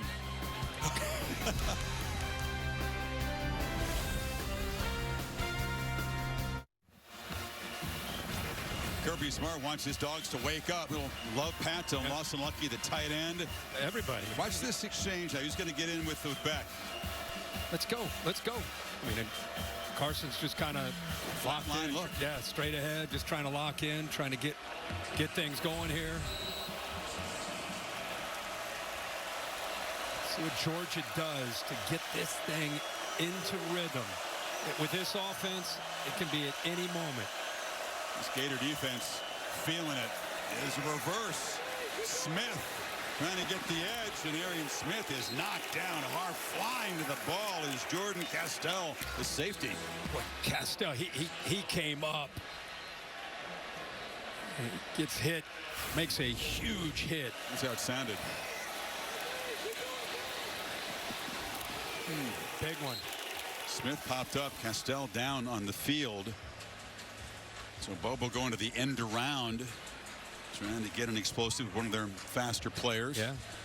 Looked like most of that contact was right on that right shoulder for Castell. Sophomore safety, one of their top tacklers.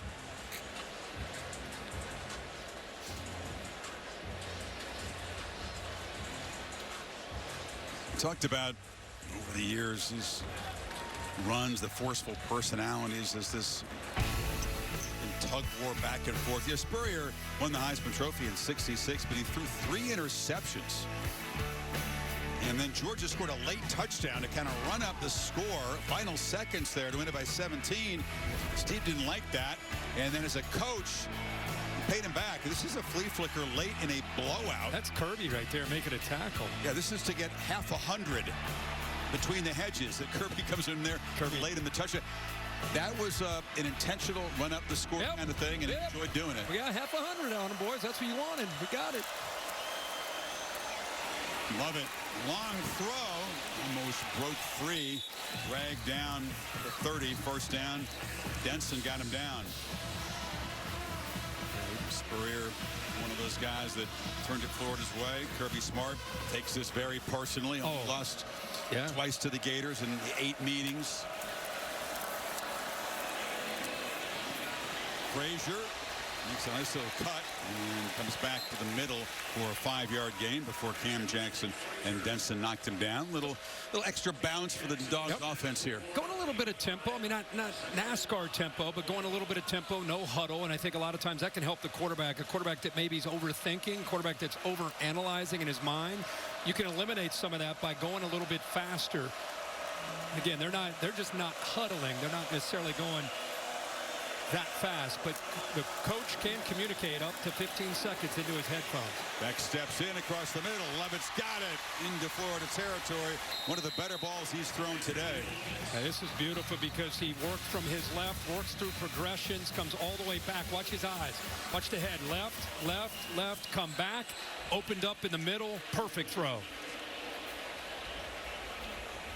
Looks like it's Dijon Johnson, Kirk.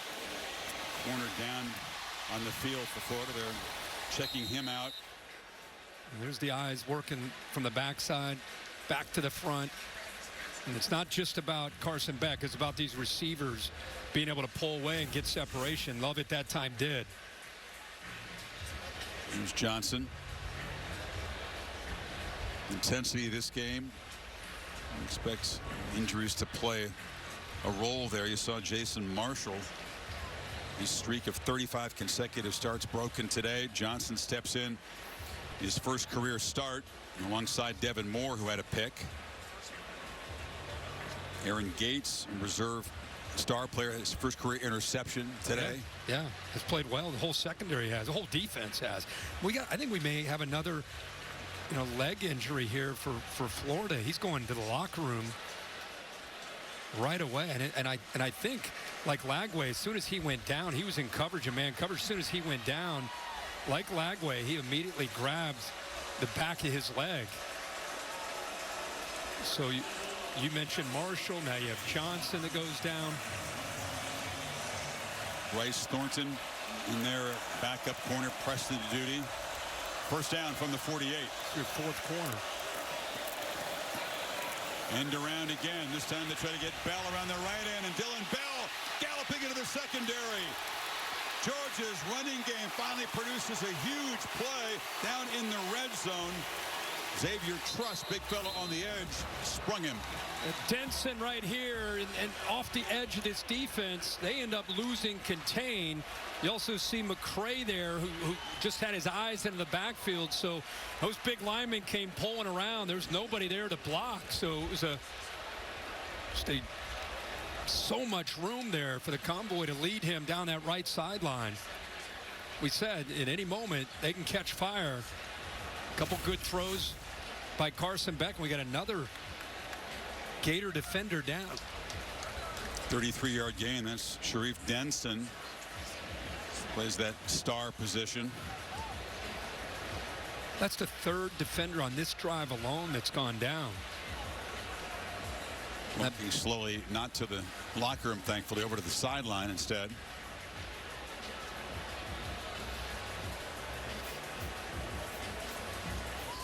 Well, Georgia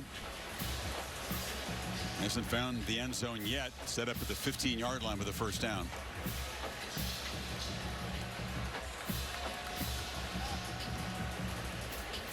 Castell went down with what looked like maybe a stinger. The whole secondary. Johnson went down with a leg injury, and now Denson goes down as well. So the depth being tested for both these teams, but right now it's the Florida defense putting in some young players. All kind of reserves. Cormani McLean, corner, who had a big pick against Kentucky. Colorado transfer, he's out there. Bryce Thornton, you get a flinch from, looks like Truss. Offense, number 73. 5-yard penalty, remains first down.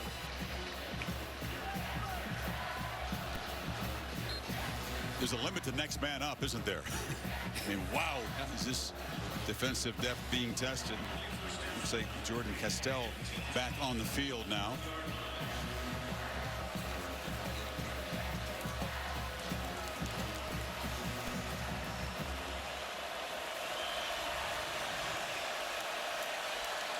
That Caleb Banks, Holly was reporting on him. He's also back on the field as Frazier gets around the right end and is knocked out of bounds down near the 13. Boy, how explosive is he?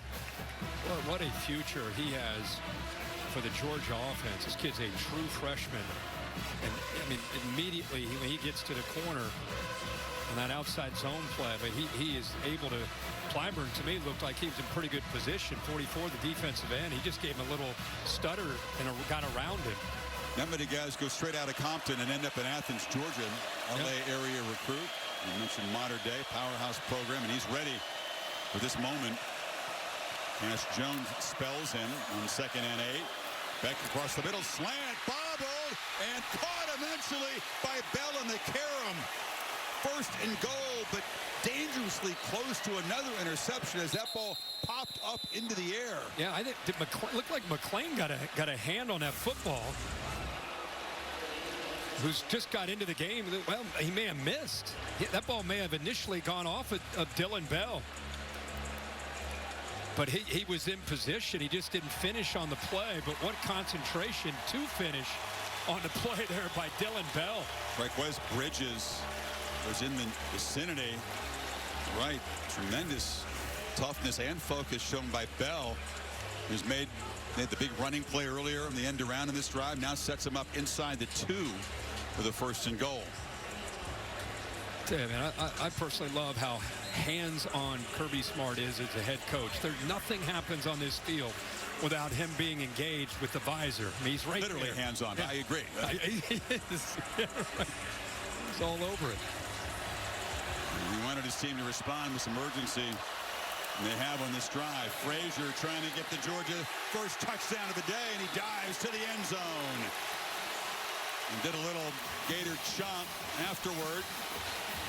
That's an impressive march. Finally, Dogs fans have been waiting for it to get 83 yards. Well, this is what we've been looking for. Combination of being able to run the football when you want to. Here's the progressive pylon cam. Make sure he stretches it across. Easily does. Combination of being able to run the football when you want to, and also Carson Beck having a nice drive there, making good decisions and making some accurate throws. The result throws. of the play is a touchdown. After the touchdown, unsportsmanlike conduct. Offense, number 3 for taunting. They got him at the, he did the Gator chomp on the kickoff afterwards, and then the old throat slash. We've seen other teams over the years do that. That's a no-no. He's from California. He's learned how to get he's after your arch rival. Yeah, there's Walker putting his arm around him as a veteran. We're going to have a heck of a second half here. Woodring ties the game midway third quarter. So, quick look at what drew the flag. Kirby not happy about that, but he's happy about the job that he did running the football on that drive. Yeah, that's a no-no. Deadlocked at 13 in Jacksonville. Told him that's a selfish play. Dogs have gotten even. Remember, this is how the day started for Carson Beck. Just throws it up in the air. Interception there by Devin Moore. That set up a touchdown. And that was the next play after the takeaway, as a matter of fact. Gators took the lead. This is the injury to Lagway, a key moment of this game. Yeah, turning point in the game. Obviously, you lose the guy that's been so responsible for the change in your identity as an offense goes down, but they were still able to get a field goal running the football down the field, now outside zone play, but you knew it was a matter of time till Georgia would get things going, and they have to tie this game after that nice drive. Yeah, Beck 4 for 4 in the drive, Kirk, but it really was Bell, the 33-year-old end around, got it going, and then he made that juggling catch, set up down at the 2-yard line. So backed up 15 on the kickoff. There's a chance for a return here. And Jackson, the running back, is going to get out across the 30. So that's why Kirby Smart was so upset with his running back for that personal foul. Gators get pretty decent starting field position. One thing you have to admire about Carson Beck is, people at home watching this game, the Georgia fans, they're screaming, yelling, calling him everything in the book, and he sits in there, deals with that adversity, and you have to be impressed with how he continues to fight through it. We got another, looks like a Georgia player down here, Everett, the corner. The athletic training staff, most schools, they do a phenomenal job. Such respect for the folks who do this as a profession. They've been way too busy for their own liking this afternoon. I'll tell you, he got blocked by Jack. Looks like Pyburn got him. It's one of the risks you take by putting a starting corner down there covering kickoffs. Pyburn, another starter, obviously, who hit him. Holly, a lot of injury updates to sort through down there. Yeah, it's an issue right now. The starting corner for this game, Devin Moore for the Florida Gators, number 28, is out for the game. He's got a right leg injury. He's sitting over on the training table right now with a big brace and crutches. His counterpart on the opposite side, Dijon Johnson, went to the locker room, as you saw. So both starting corners out of this game right now, and their star, Sharif Denson. I'll try to get an update on him, but I'm starting to worry about maybe this field, guys. This is a lot of injuries that we're seeing here today. We could take a loose turf issue. Let's circle back on that. They fake it to Baugh. Warner on the roll and just throws it into the bench. And just complete over there. Raylan Wilson was chasing him. A really good job of staying home that time and doing his job. 1st and 10. They try to naked, go back the other way, but he shows good discipline. Boy, this Georgia defense, just like against Texas, go back to that game. What did they do so well? They got Texas in a lot of 3rd and longs. Texas that night, 2 of 15 on 3rd down. Tonight, Florida, 1 of 9 on 3rd down. Makes a play like this very important in 2nd and 10. You would not like their chances with Warner to convert on 3rd and long. They just run a toss sweep, and that's some hard running by Baugh, who picks up about 9. But he's an approach. We've been seeing Frazier, the freshman, on the other side. They're going to go tempo here to try to get them, prevent Georgia from getting the right personnel on. But we've seen so much of Frazier, but Baugh also showing us some impressive moments today as a freshman. And he's got it. Had to bounce it outside. Had to dodge. Michael Williams was in the backfield. Got around him. Williams thinks he was held. There's no flag, and it's a first down. What a jump cut there. I mean, there was nowhere to go on this run that's designed to go in here, but he bounces this thing outside. I'm a little bit surprised Starks squeezes that instead of staying out wide, just in case he bounced that out there.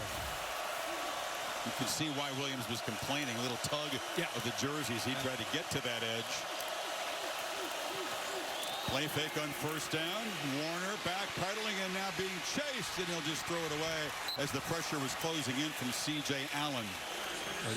The passing, he is 2 of 7 for 8 yards since he has come into this game.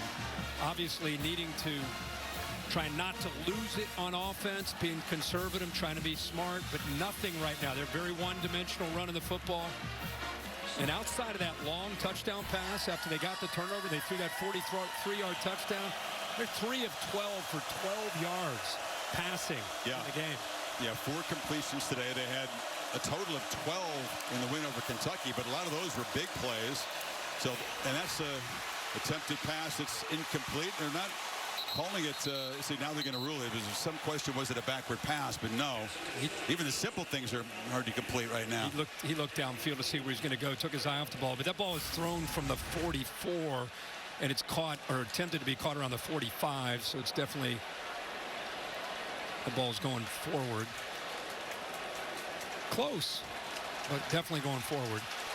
Right, he definitely looked upfield. Look at his eyes. I mean, he starts to look where he's got a couple blocks in front of him. But here we go again on third down. They got the last one with a good run by Ball, but 2 of 10.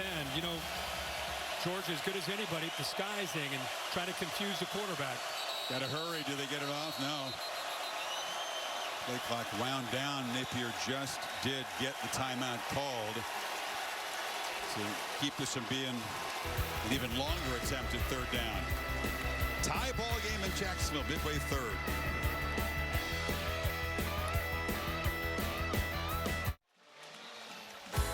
Beautiful scene here in North Florida. Don't forget, turn your clocks ahead tonight. Fall back. I'm sorry, you're back. An extra hour's sleep. Back. Okay, good. Goodyear for the aerial coverage. Ready for the road. Goodyear more driven.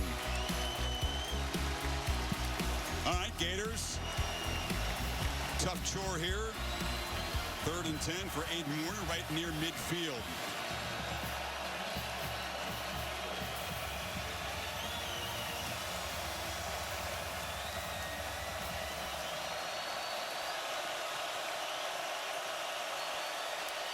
Dogs do bring some pressure.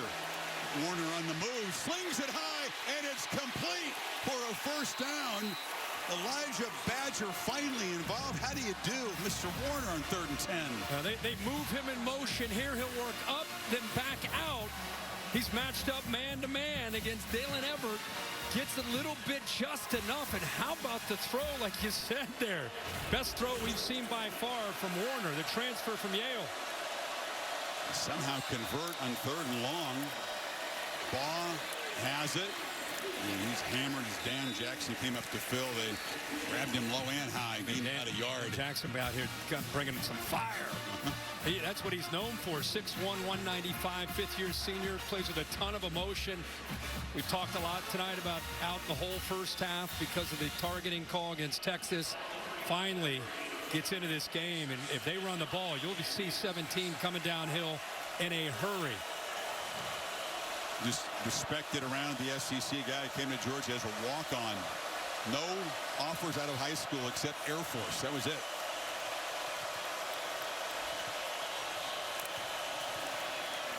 Pitch to the edge. Again, they find Meisel. It is closed down quickly after picking up a couple. C.J. Allen and Aguero got him, so it's 3rd and long again, Kirk. This Georgia defense is playing at a very different level right now. They weren't the same defense in the first half. They know that in this game now it's crunch time. They are doing what they can, but got to give Florida credit. This drive started on their own 33-yard line. Remember, after the running back Frazier did that Gator taunt, gave him good starting field position. Only had 1 third-down conversion before this drive. Now they're trying to make it 3 on this drive alone. But Jackson is stopped a couple of yards short. 4th down. They're in field goal range. Does Napier think about going for it here? Right away, they're not hesitating. They bring the field goal unit out. Trey Smack has been reliable. Hit a big one at the end of the first half. 53-yarder that time. This is from 51 to put the Gators back on top.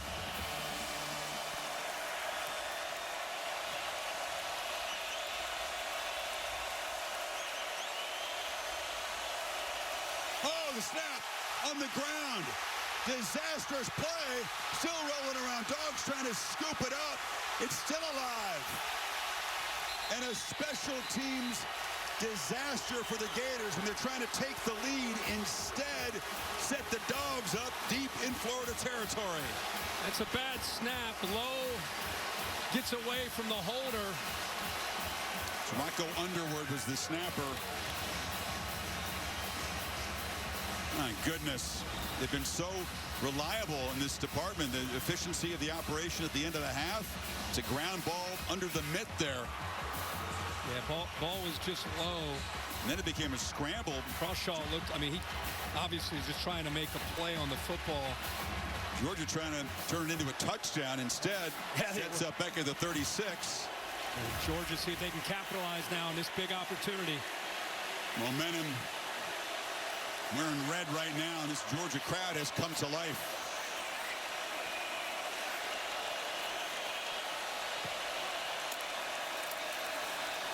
Frazier dragged down, picked up about 7.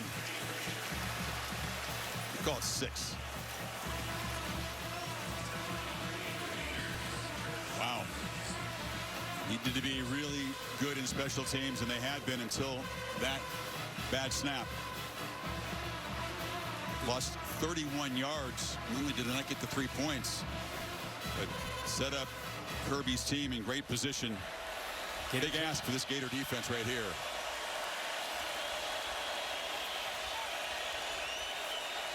Jones comes in motion. They fake it to him and back. Flips it down. Rosick, the tight end, slipped out, and it's a 1st down. Great job by Beck anticipating he's going to get pressured off that edge right away from Cameron James, and he did. Because he got in there so quickly, he had to get the ball either around him or over top of him. He elected to change that arm angle and work around him, but he had to do it in a hurry. Once he got the ball out there, his 1st down yardage to be had by Urasek.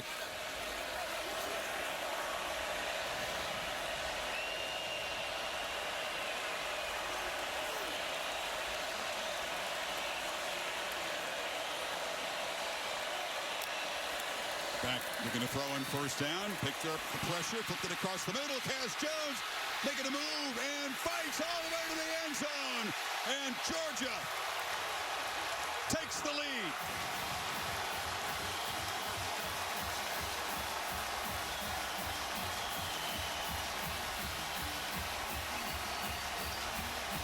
Happened fast, didn't it? Going to go up 3. Now you're suddenly down 7. Yeah.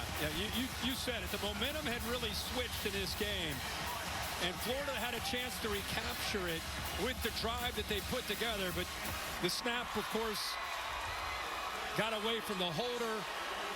Georgia capitalizes on really good field position. And we said at any moment this offense can get into the groove. And they've certainly done that the last couple drives.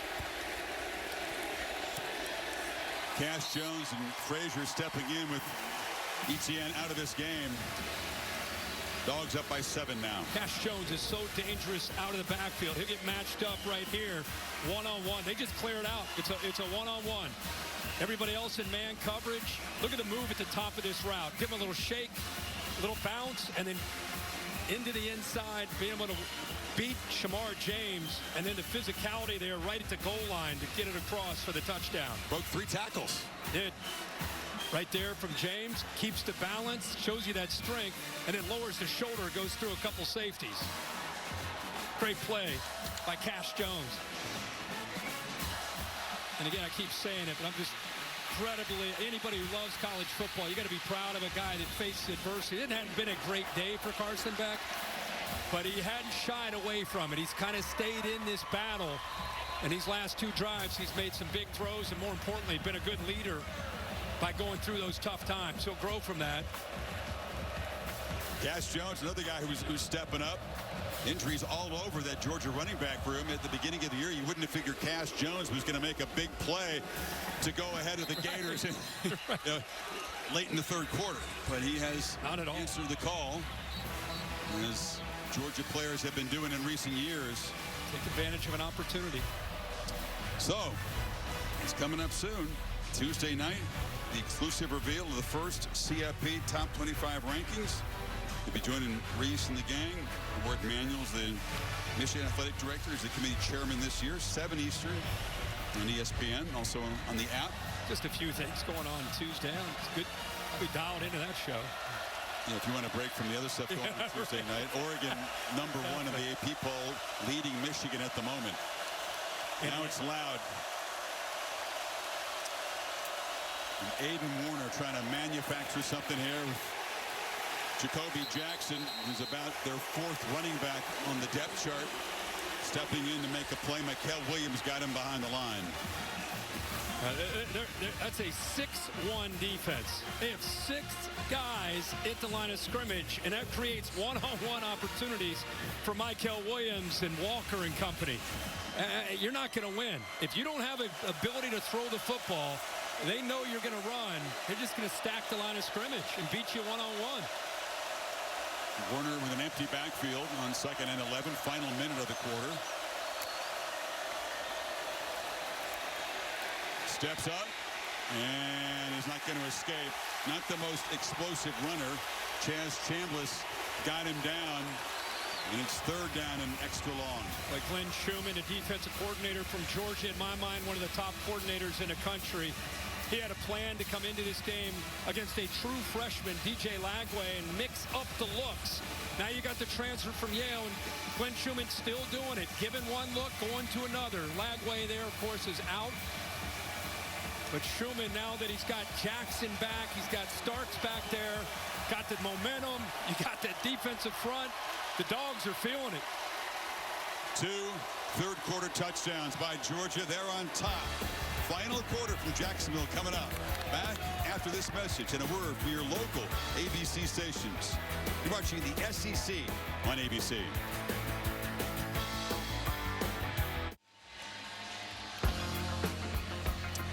Final quarter set in Jacksonville. You're watching the SEC on ABC. This rivalry game, which began with the big underdog Gators building a lead.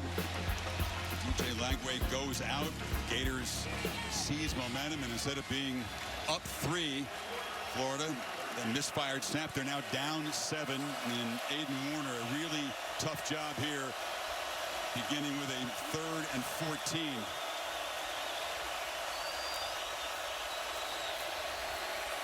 Warner looking for somebody, directing the secondary, and fires it into heavy traffic. The ball was tipped off the hands of C.J. Allen and falls incomplete. They're fortunate to send out the punt team here. Yeah, obviously, you got to be so careful making this throw. Anytime you're running for your life and you throw back into the teeth of that defense, you're flirting with disaster. So close to an interception that time from C.J. Allen. Just got the hand on it. And then Starks almost dives for the interception. Starks at the 31 to receive the punt from Crawshaw.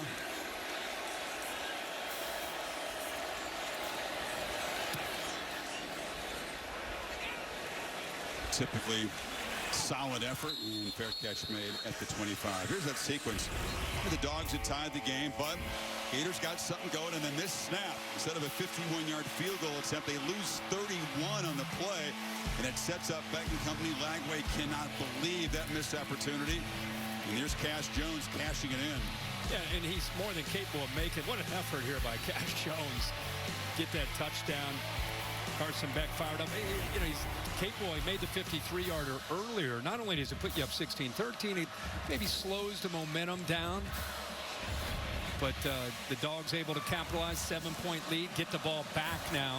They've been running the ball a lot better here in the second half. Figure to see more of that. Frazier dragged down, did not get around the edge there.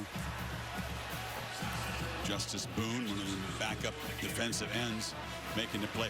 You know, Gators have shown a ton of grit. I think this team, they're shorthanded before the game, even before Lagway went down. They're without their best running back, their second best running back, their best receiver, their best corner. And that's a lot of guys to be missing facing a squad like Georgia. And then more injuries throughout the game on both sides of the ball. Trying to find a way to make a play to turn this momentum around. And it's going to be a steady diet of Frazier hammering downhill. You know what's impressive is that there's Lagway, of course, we keep talking about. There's the other injuries that Chris just touched on. More three of those defensive backs. But the important thing, if you're a Florida fan, I mean, let's face it, coming into the year, Billy Napier was being talked about by people about, is he the right guy? This season early wasn't great. They turned it around. Now facing this adversity in a rivalry game. But you know what? They're battling through it. I mean, they're competing, which is really what you want to see from any team. Shows the respect they have for their coach. Beck trying to throw for it on third and short. Instead, he's sacked. That's a big play if the Gator defense to get off the field there. Miles Graham, another guy off that depth chart, making a big sack. And again, look, they got 1, 2, 3, 4, 5, and they bring another. So they're just trying to create opportunities for these backers to come clean and give them credit. They're not going away. Graham, the freshman, able to work. And I don't think Beck felt him or saw him until it was too late. So again, we just talked about Florida is here. They're battling despite those injuries. They do it again. It's the second sack. They've had the 3 takeaways. That's not a very good punt by Thorsten Standards. It's muffed, but fallen on by DK. So that was an excellent sequence by the Gator defense to get the ball back to their offense as they try to battle back yet again. 12:42 to play.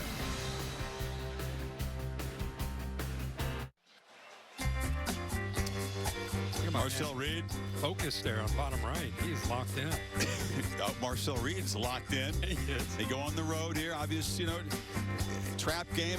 Kirby Smart says in the SEC, you don't play well, anybody can get you, and that includes South Carolina. South Carolina, with Shane Beamer, he'll do a good job of getting his team to feel disrespected. And Marcel Reed and A&M after last week, they become one of the big stories. They'll be fired up. That'll be a good one to watch.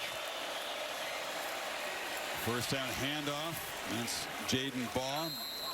Middle for a couple of yards. What's it going to take to get an explosive play? Because it seems unlikely they're going to march down for a touchdown here in 10, 12 plays. Well, you obviously need help. You need a big play. His kick and throw it. It's just going to have to win a one-on-one battle on the outside. Right now, Georgia does not fear quarterback run anymore because Lagway's not in there, and they don't feel downfield passing.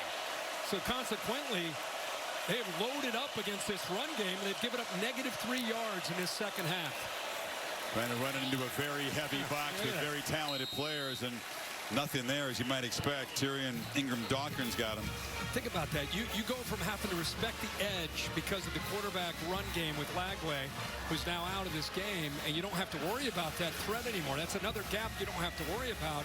So now you can just lock in on that running back. You're not concerned about the quarterback when they run the football. And you're not worried about downfield passing. Anything beyond 5-10 yards, you haven't really been worried too much about, so you just load up on everything underneath. 2 tight ends shift to the right side on this 3rd and 7.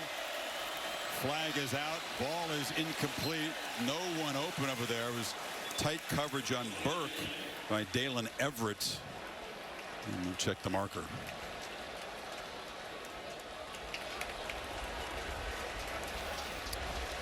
Signal was false start. Illegal formation. Daniel Gautreaux. Offense, number 65, not lined up on the line of scrimmage.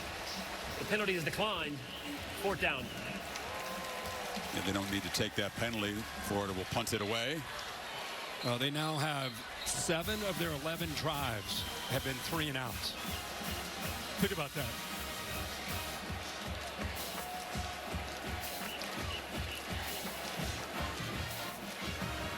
I mean, even with Lagway in there, they were going to need big plays to have success on offense. They're not going to be able to march it. That just hasn't been the case. Again, Montrell Johnson can't help yet. He's a home run threat at back.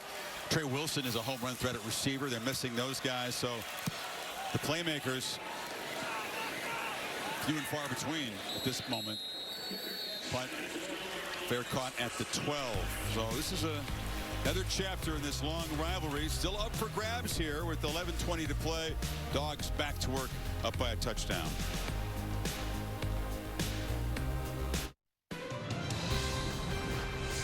The SEC on ABC is presented by Burger King.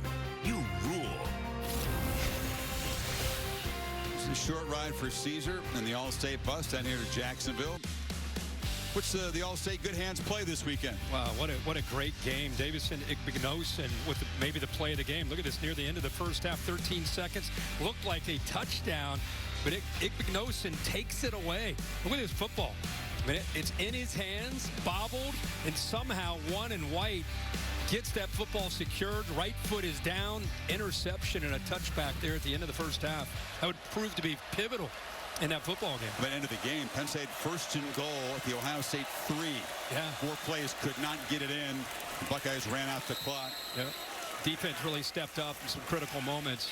First loss for Penn State. Ohio State avoided a second conference loss. My reason in picking Ohio State was the urgency that Ohio State losing to Oregon in this new 12-team playoff. They had to win this game or they're pretty much on the back burner or on the outside looking in. Penn State, they have maybe avoid a trip to Indianapolis. If they can win out, sitting there at 11-1, they're definitely going to be in a large pick, you would think.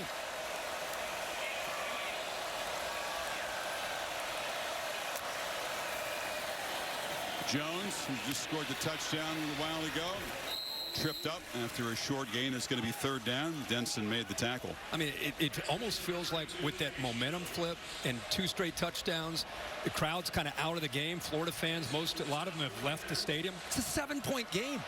10.5 minutes to go. Third down at their own 16-yard line. You're a pick 6 away from tying this game up. I mean, this isn't a 25 or 30-point game. 7-point game. First close game we've had in a while. They haven't been this close to even hanging with Georgia in recent years. Can they get the stop on 3rd and 5? Pressure comes, and it's incomplete. Miscommunication. Lovett was over there. Bell, hands on his head. And Dogs send out the punt team again. As soon as he let that football go, he kind of brought his hands up to his face. Almost frustrated. I don't know if it was himself or just a miscommunication with the receiver. But he had a spot where he wanted to throw that ball. The Gator defense never saw it. You could see that they're just not on the same page there on that 3rd down. Carson trying to let Kirby know what happened. Since they had the 7-point lead, Kirk on the Jones touchdown, Dogs have had back-to-back 3-and-outs. So a chance to build the lead. Gator defense wouldn't let them, and that's not a very good punt of the standards of this game. Just 38 yards. Gators take over at their 45. That kind of day for the Jacksonville native.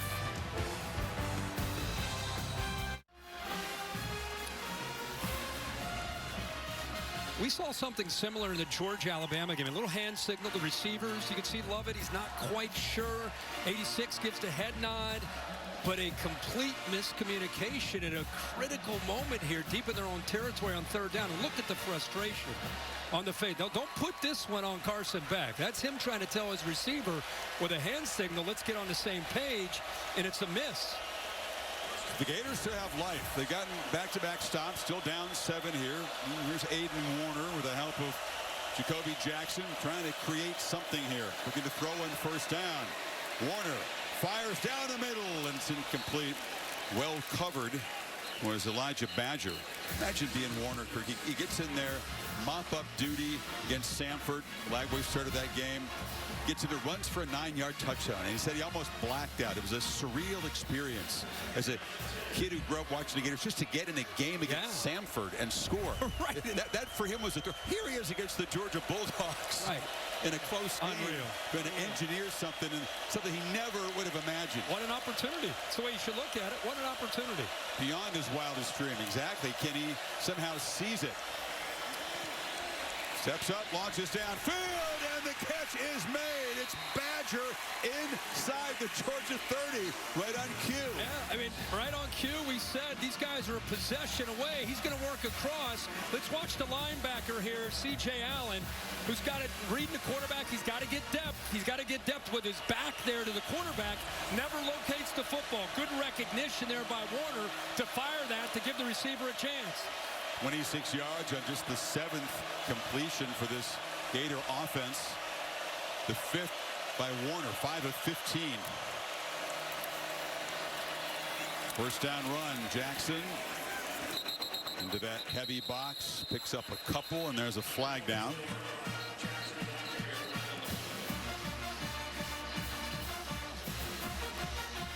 Personal foul, hands to the face. Defense, number 10. The penalty will be enforced half the distance to the goal. Well, that's Damon Wilson. That is a break, this Gator offense. They can use every one of these. Wow, you're right. They're looking for a break. There's 10 right there.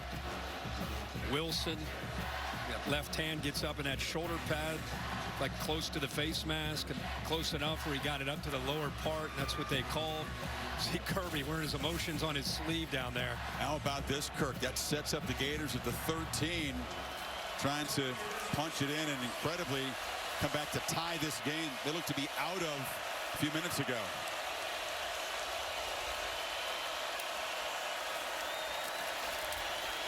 Jackson again. A flag comes in as he powers forward in an area you'd suggest it would be holding. Yeah, definitely a hold. Crenshaw Dixon 65, it looked Holding. like to me. Offense, number 65. 10-yard penalty from the previous spot. He's pulling around. It's counter play. You're pulling a right guard and a right tackle. He comes up to meet. He comes up to meet the linebacker, and we're going to pull both these guys around. But 65, the right tackle. Watch him meet the linebacker. Gets up above his head. Just grabs onto him. So they were given that 15-yard penalty. Now that stings and moves them back to 1st and 20 from the 23.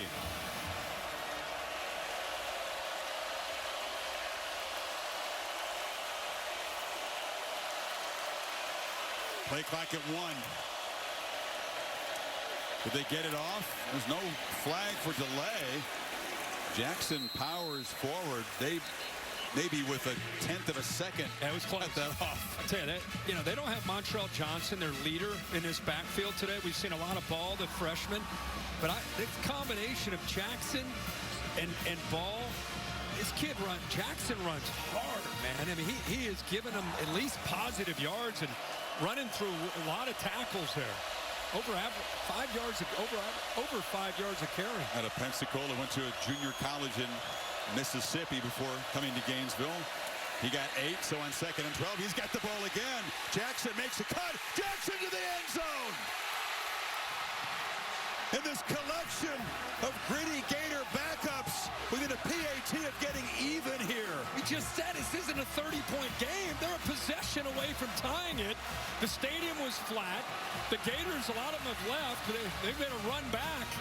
Georgia now is stunned. I think after 14 straight points, I think they thought they had this game won.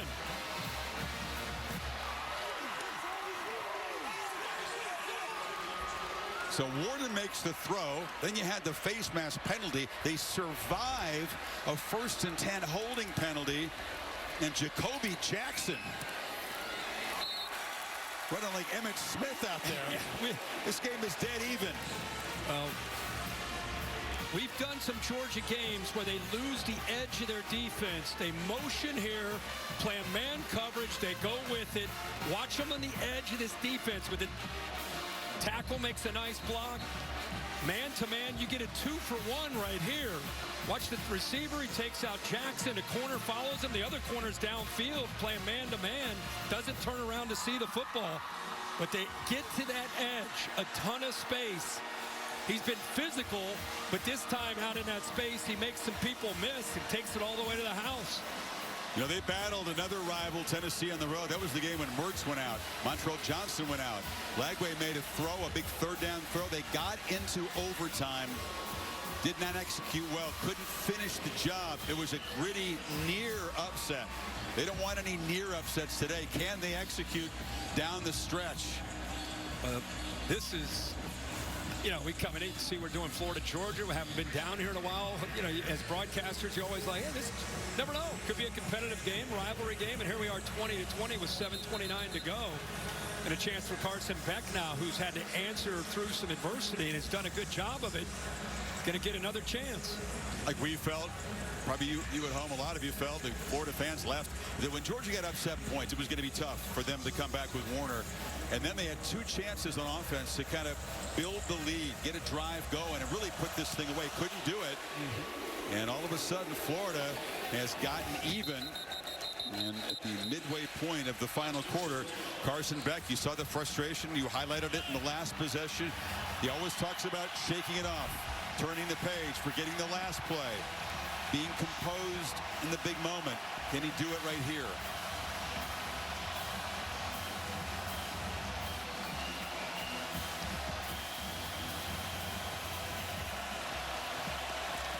There's life from the folks in blue and orange now. Gators are playing with house money. All the pressure on this Georgia Bulldog team.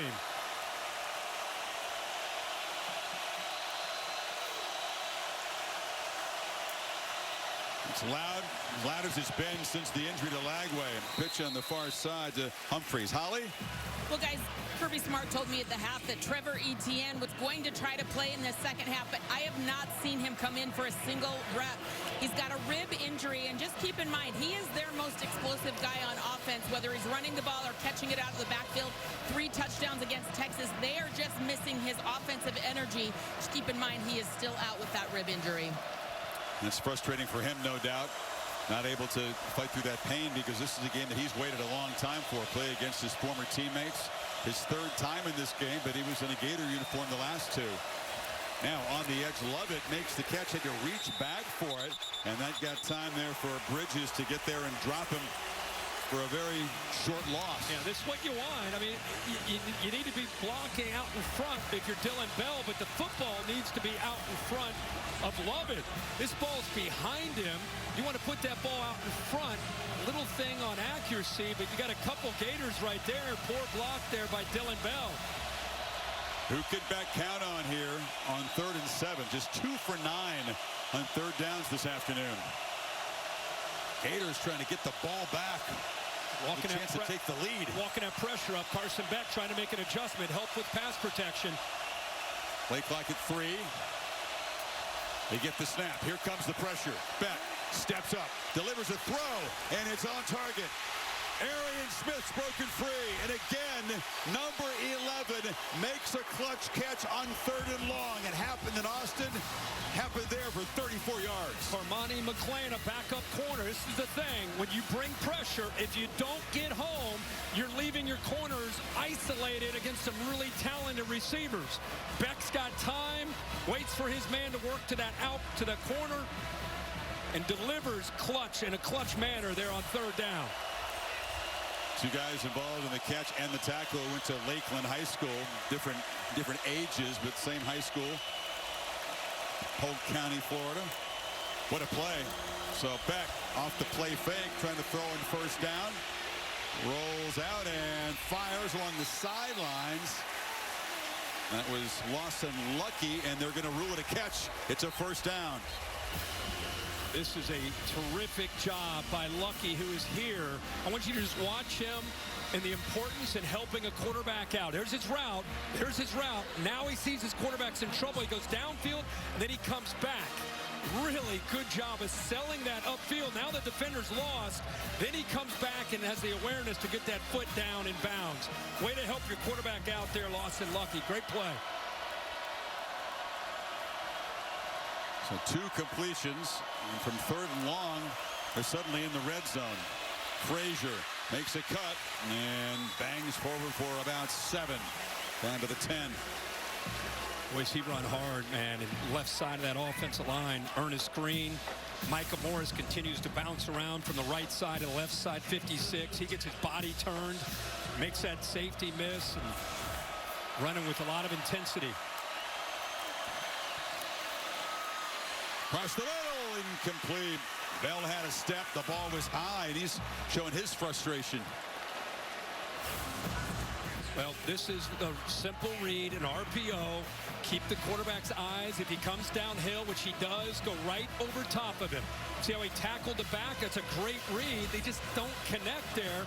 That's exactly what you wanted if you're back, to get that safety down. He just misses the throw. They're down again. They need 3.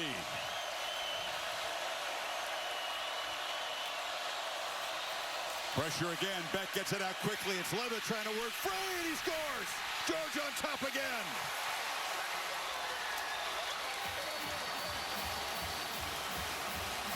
They brought the heat. It was picked up, and Levitt out of the slot scoots into the end zone. The Dogs up again with 4:01 to play. That's the second time in the drive that they brought the pressure, and they weren't able to get to the quarterback once on the big third down. We should definitely put a star next to that play. That really ignited this drive, that third down pass to Smith. And then here, I always say this screen to the receiver. I just think of Ladd McConkey, how many times he ran this over the last few years, and now it's Lovett who's got to do it. I want you to see the block by Delp does just enough to help this out, because this was a little bit slower developing than it has been in the past. Here he is right here. Watch him make this little block right there.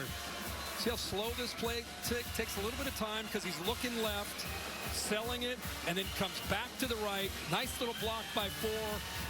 Ratledge downfield picks up a block. How great is it to see 69 in red, who's been down with an injury. There he makes a big block. It's a staple in this Georgia playbook.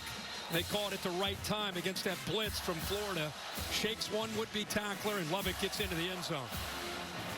Circumstances not identical, Kirk. We talked about the game in Austin. Remember, Texas at Battleback is a 1-score game. It's 3rd and long. McConaughey's down there. The crowd's going crazy. Beck finds Arian Smith over the middle. A huge gain. Yeah. The flea flicker the next play, and that was crucial to kind of stabilize things and protect the lead. Here in a tie game, 3rd and long, it's Smith, and then he finds Lucky in the sidelines. That's what you and I are saying is, yeah, he's throwing the picks. He's making some decisions that make you go, what the heck's this guy doing? But he's fighting through it, and when these games come down to moments where you got to make a play, he's making those plays. Kick return out to the 17-yard line. That's where Baugh is brought down. Check in with Kevin Negandhi. Chris, we got a stunner in Ames. Texas Tech drives 76 yards on 12 plays in less than 2 minutes here, Boog. It's Taj Brooks. No doubt. I love the direct snap to the tailback. Quarterback out front. And look at the Red Raiders, Kev. Down goes undefeated number 11 Iowa State, 23-22, and we are leading off to this 30 minutes away from Lenore's Sellers and South Carolina hosting number 10 Texas A&M primetime on ABC. Chris, back to you. So unbeaten's down to 6 in college football with Penn State and Iowa State going down. That is big. Gators now 3:56 once again. Down 7 once again. Aiden Warner, Jacoby Jackson, and this team of backups. And the Gators trying to find a way to create some magic here and get even. Warner on the run, throw an interception. He threw it right to C.J. Allen, and the Dogs set up at the 13-yard line. And that is a fairy tale killer. If you're the Florida fans, there's a flag down the end of the play. Probably a celebration after, but boy, Georgia's defense not surprised at all by the play action. After the interception, personal foul, tripping on the passing team, number 16. The penalty will be enforced half the distance from the end of the run. First down, Georgia. Listen, it's easy to sit up here, right, especially with a young guy who's transferred over from Yale, who's doing a heck of a job of managing this thing. Backside, when you run a play like this, you got to see it, and you got to get it out early. Right here, he can make that throw. Right there, look, you got a double team right here. That's gone. Look backside, and you can make that throw earlier, and he had a chance.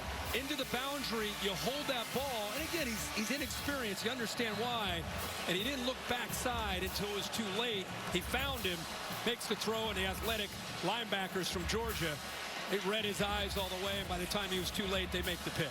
C.J. Allen's turn to make a big play. It hasn't been the more heralded stars in this defense today hasn't been Michael Williams and Jalen Walker. Yeah. And now Frazier trying to get around the edge is shoved out at the 4, but guys like C.J. Allen, who's a backup all last year, kind of developing and growing and waiting for his chance.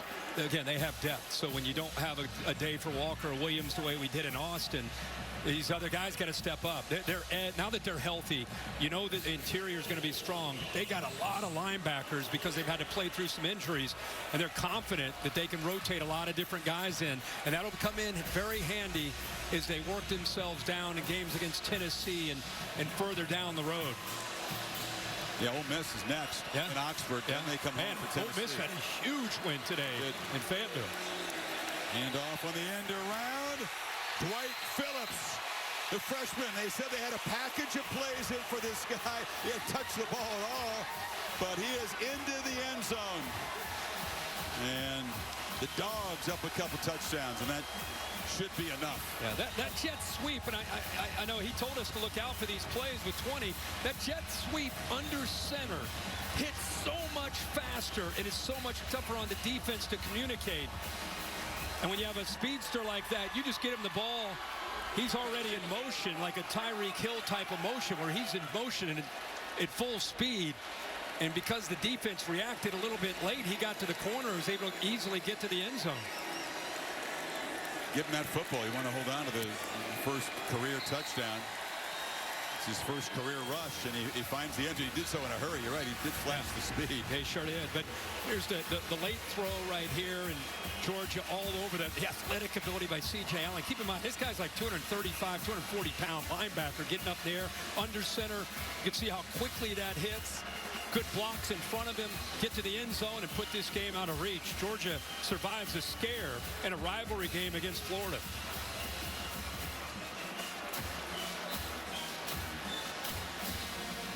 Kirby was excited about this guy, a chance to kind of work him in.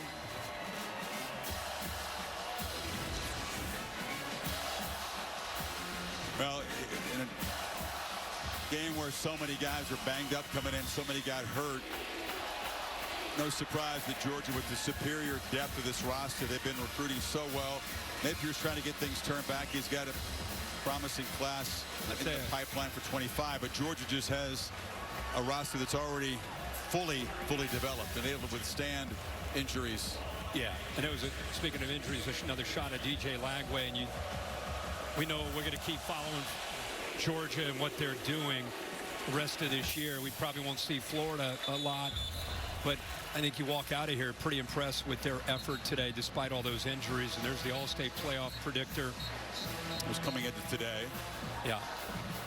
See that Alabama, with those two losses, less than 50-50. Ole Miss did jump up. Actually, that's updated after Ole Miss's big win, and it's going to be a very eventful week next week. You know, Tennessee takes on Georgia in a couple weeks. Georgia, Ole Miss next week, and then of course we'll be in Baton Rouge with the Crimson Tide come calling. ESPN.com/All-State Playoff Predictor, so you can check out your team's chances of making the 12-team bracket. So 2 touchdowns in a minute for the Dogs. Just about put this one away. Hand it off to Jaden Baugh. Meanwhile, for the Gators, Kirk, this is just a brutal gauntlet. We talked about this 4-game swing. All they got to do next week is go to Austin, Texas, without DJ Lagway, apparently. And then, you know, they got LSU at home, Ole Miss at home. Yeah, tough grind. Yeah. We knew that when this season started. Now the injuries have mounted. You're going to be playing with your third-string quarterback probably the rest of the way. Although this kid's played hard, he's played smart. It's just going up against a really talented football team. I just want to say one last thing before we don't get a chance to say this about Carson Beck. This doesn't make up for the decisions that he made. You know, some of these interceptions, he's going to go back and look at the film and say, geez, what was I thinking? But since his 3rd interception, he's 12 of 14 for 142 yards and 2 touchdowns. That's after the 3rd interception. So that's a great sign of a character and a guy that works through it, shows a lot of perseverance to be able to make plays after being more embarrassed than anybody. You know, People get frustrated when you play that spot. You make those decisions and throw those interceptions. I think it's a great point. I think that he'll tell you, though, he's been talking about, I got to go back, look at the tape. Right. I got to get better. I got to play better. That's going to continue. Yeah, and he does it again. So Aggies and the Gamecocks. Le'Veon Moss, a tough runner. Aggies a slight, just more than a field goal favorite on the road in Columbia. Better be ready. Coming up. Better be ready. I got to get home and see this one.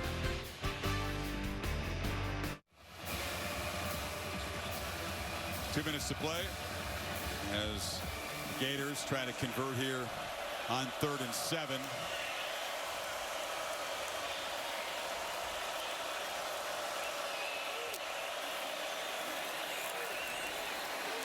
Warner backpedals and delivers incomplete on the sideline, trying to find DK streaking across, and it's 4th down. They love those levels concepts where they get a guy deep down the field, try to open up that second level. DJ Lagway's hit a bunch of those over the last 2 or 3 weeks. As you might expect, it's been tough for this Gator offense. Just 3 of 15 on 3rd down. A lot of 3rd and longs today. It's been really difficult since Lagway left the ball game. And now, last gasp. Firing across the middle, and they do convert on 4th down. It's Mizell making a catch out across the 40. Picked up 16. Gator lineman. Big Damian George had Georgia blitzed and looked like a defender may have hit him low on his left leg. What a throw here by the kid, though. I mean, look at the pressure. Allen's right in his face as he delivers that, puts it on the money. Couldn't have been thrown any better. That should be encouraging for Florida fans, what you're looking at with that schedule. That was a heck of a throw. 4th down. About to get hit in the face. Guy that's going to be, we believe, under center as they go to Austin, Texas, take on a Longhorns team that's playing with a lot of urgency. George, by the way, got hurt in the Kentucky game. It's kind of questionable coming into this game. Gave it a go. He'll walk off. Apparently the day is done for him. Oregon, 3-touchdown winner in the Big House today. We talked about Ohio State beating Penn State. What does Penn State drop? 3 spots? I mean, the rankings come out Tuesday. Who knows? This is the AP. Who knows where they will be? But I almost wonder in the new world, you never want to lose a game, but are they better off losing a game, avoiding Indianapolis, a chance to rest up, and get ready to go? I mean, you always want to win, but you're going to avoid going to Indy more than likely now. Chick-fil-A brought you the rankings. We've talked about this in this 12-team bracket. When you see how it's laid out, the 5 seed is kind of a great place to land. You don't get the bye, right, but you host the 5-12 game. Yeah. Right? Incomplete. So you're going to be a solid favorite against maybe it's a group of 5. Who knows? It's going to be a long shot team. You win the 5-12 game. You're at home. You play at home. Then you play the neutral site quarterfinal against the 4 seed. Okay, so that's the lowest ranked champion of the P4. It's not the SEC, the Big 10 champ. Could be the Big 12 champ. Yeah. I like where you're going with this. Not a bad start to be that 5 to be the 5. We're number 5. Yeah. We're number 5. Yes, we got it. Forget the bye. I love that. Warner on the move, just trying to keep a flicker of faint hope alive, and he's going to be tackled by Chambliss along the sidelines there.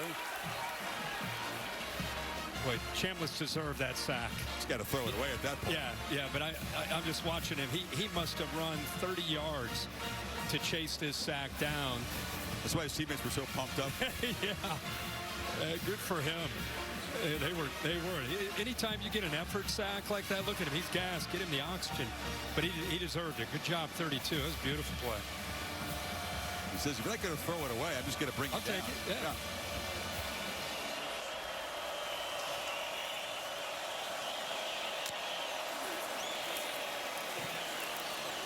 It's incomplete. So Kirby Smart's going to go to 7-2 head-to-head against the Gators. Georgia's seniors will go 4-0 in this rivalry. The first Georgia's senior class to do so since they won 6 in a row back in '83. It's been 4 decades since the Georgia senior class has come and gone 4-0 against their rivals. You're saying senior class from '83, so going back Yeah, they won 6 in a row. So the class in '83 won 4 in a row. The couple before that did as well. But it's been a long time. As much as Georgia has won, all the things they've accomplished, these guys will go through 4-0 against the Gators here in Jacksonville. And their back pedals and delivers a throw on the sideline. It's almost intercepted by Bolden. He's frustrated. He wanted one there. I think it went right off of his shoulder pad. This kid's going to be a superstar, as Starks will probably eventually head to the NFL. Dan Jackson will graduate. Hopefully he'll get a shot at the next level. K.J. Bolden become the face of that back end for the next couple of years for Georgia. That one got right off his shoulder pad. What was the game day panel consensus on the Aggies and the Gamecocks? I think everybody said be very careful for Texas A&M. But yeah, it's going to be close. But you guys always build up the underdog. Everything about Shane Beamer's program. We love Columbia. Close. Yeah. Late score by A&M. I think Reese picked South Carolina straight up. Everybody picked A&M, but we all said be careful. Reese will be locked in tonight. He's run by Frazier, and the Dogs will just plow ahead and run out the clock. And it's a far from perfect performance. Nothing like that sensational effort in Austin 2 weeks ago, knocking off the #1 team. But they take care of business in gritty fashion, as you said. Beck, after that third interception, did clean up his game. Some clutch throws. I love seeing Kirby down there. He pointed to his, say, hey, let's play smart. Then he holds his hand over his heart, talking about playing with heart. And this is a grind. This is another chapter in the 24 season for Georgia, and lessons to be learned and film to be studied and try to get ready for the stretch run. They blasted Ole Miss a year ago. It was a beatdown. Now they got to go to Oxford. What do you think about this? What Ole Miss did today definitely caught their attention. Looks like the Rebs got things on the track, and Fayetteville put a ton of points up. So Kirby won't have a hard time getting the attention of his defense this week. Georgia wins it. Boy, our hearts with DJ Lagway, who appeared to suffer a pretty significant hamstring injury. Certainly hope that the news is better than we expect it to be. 34-20 is the final. Such a disappointment for that guy after a promising start. Bill Bedell produced the game. Jimmy Plant directed it for our entire crew here in Jacksonville, for Holly Road, for Curb Street. Bill Lamagna, long distance. Chris Fowler saying so long from Jax to Kevin Negandhi in the studio.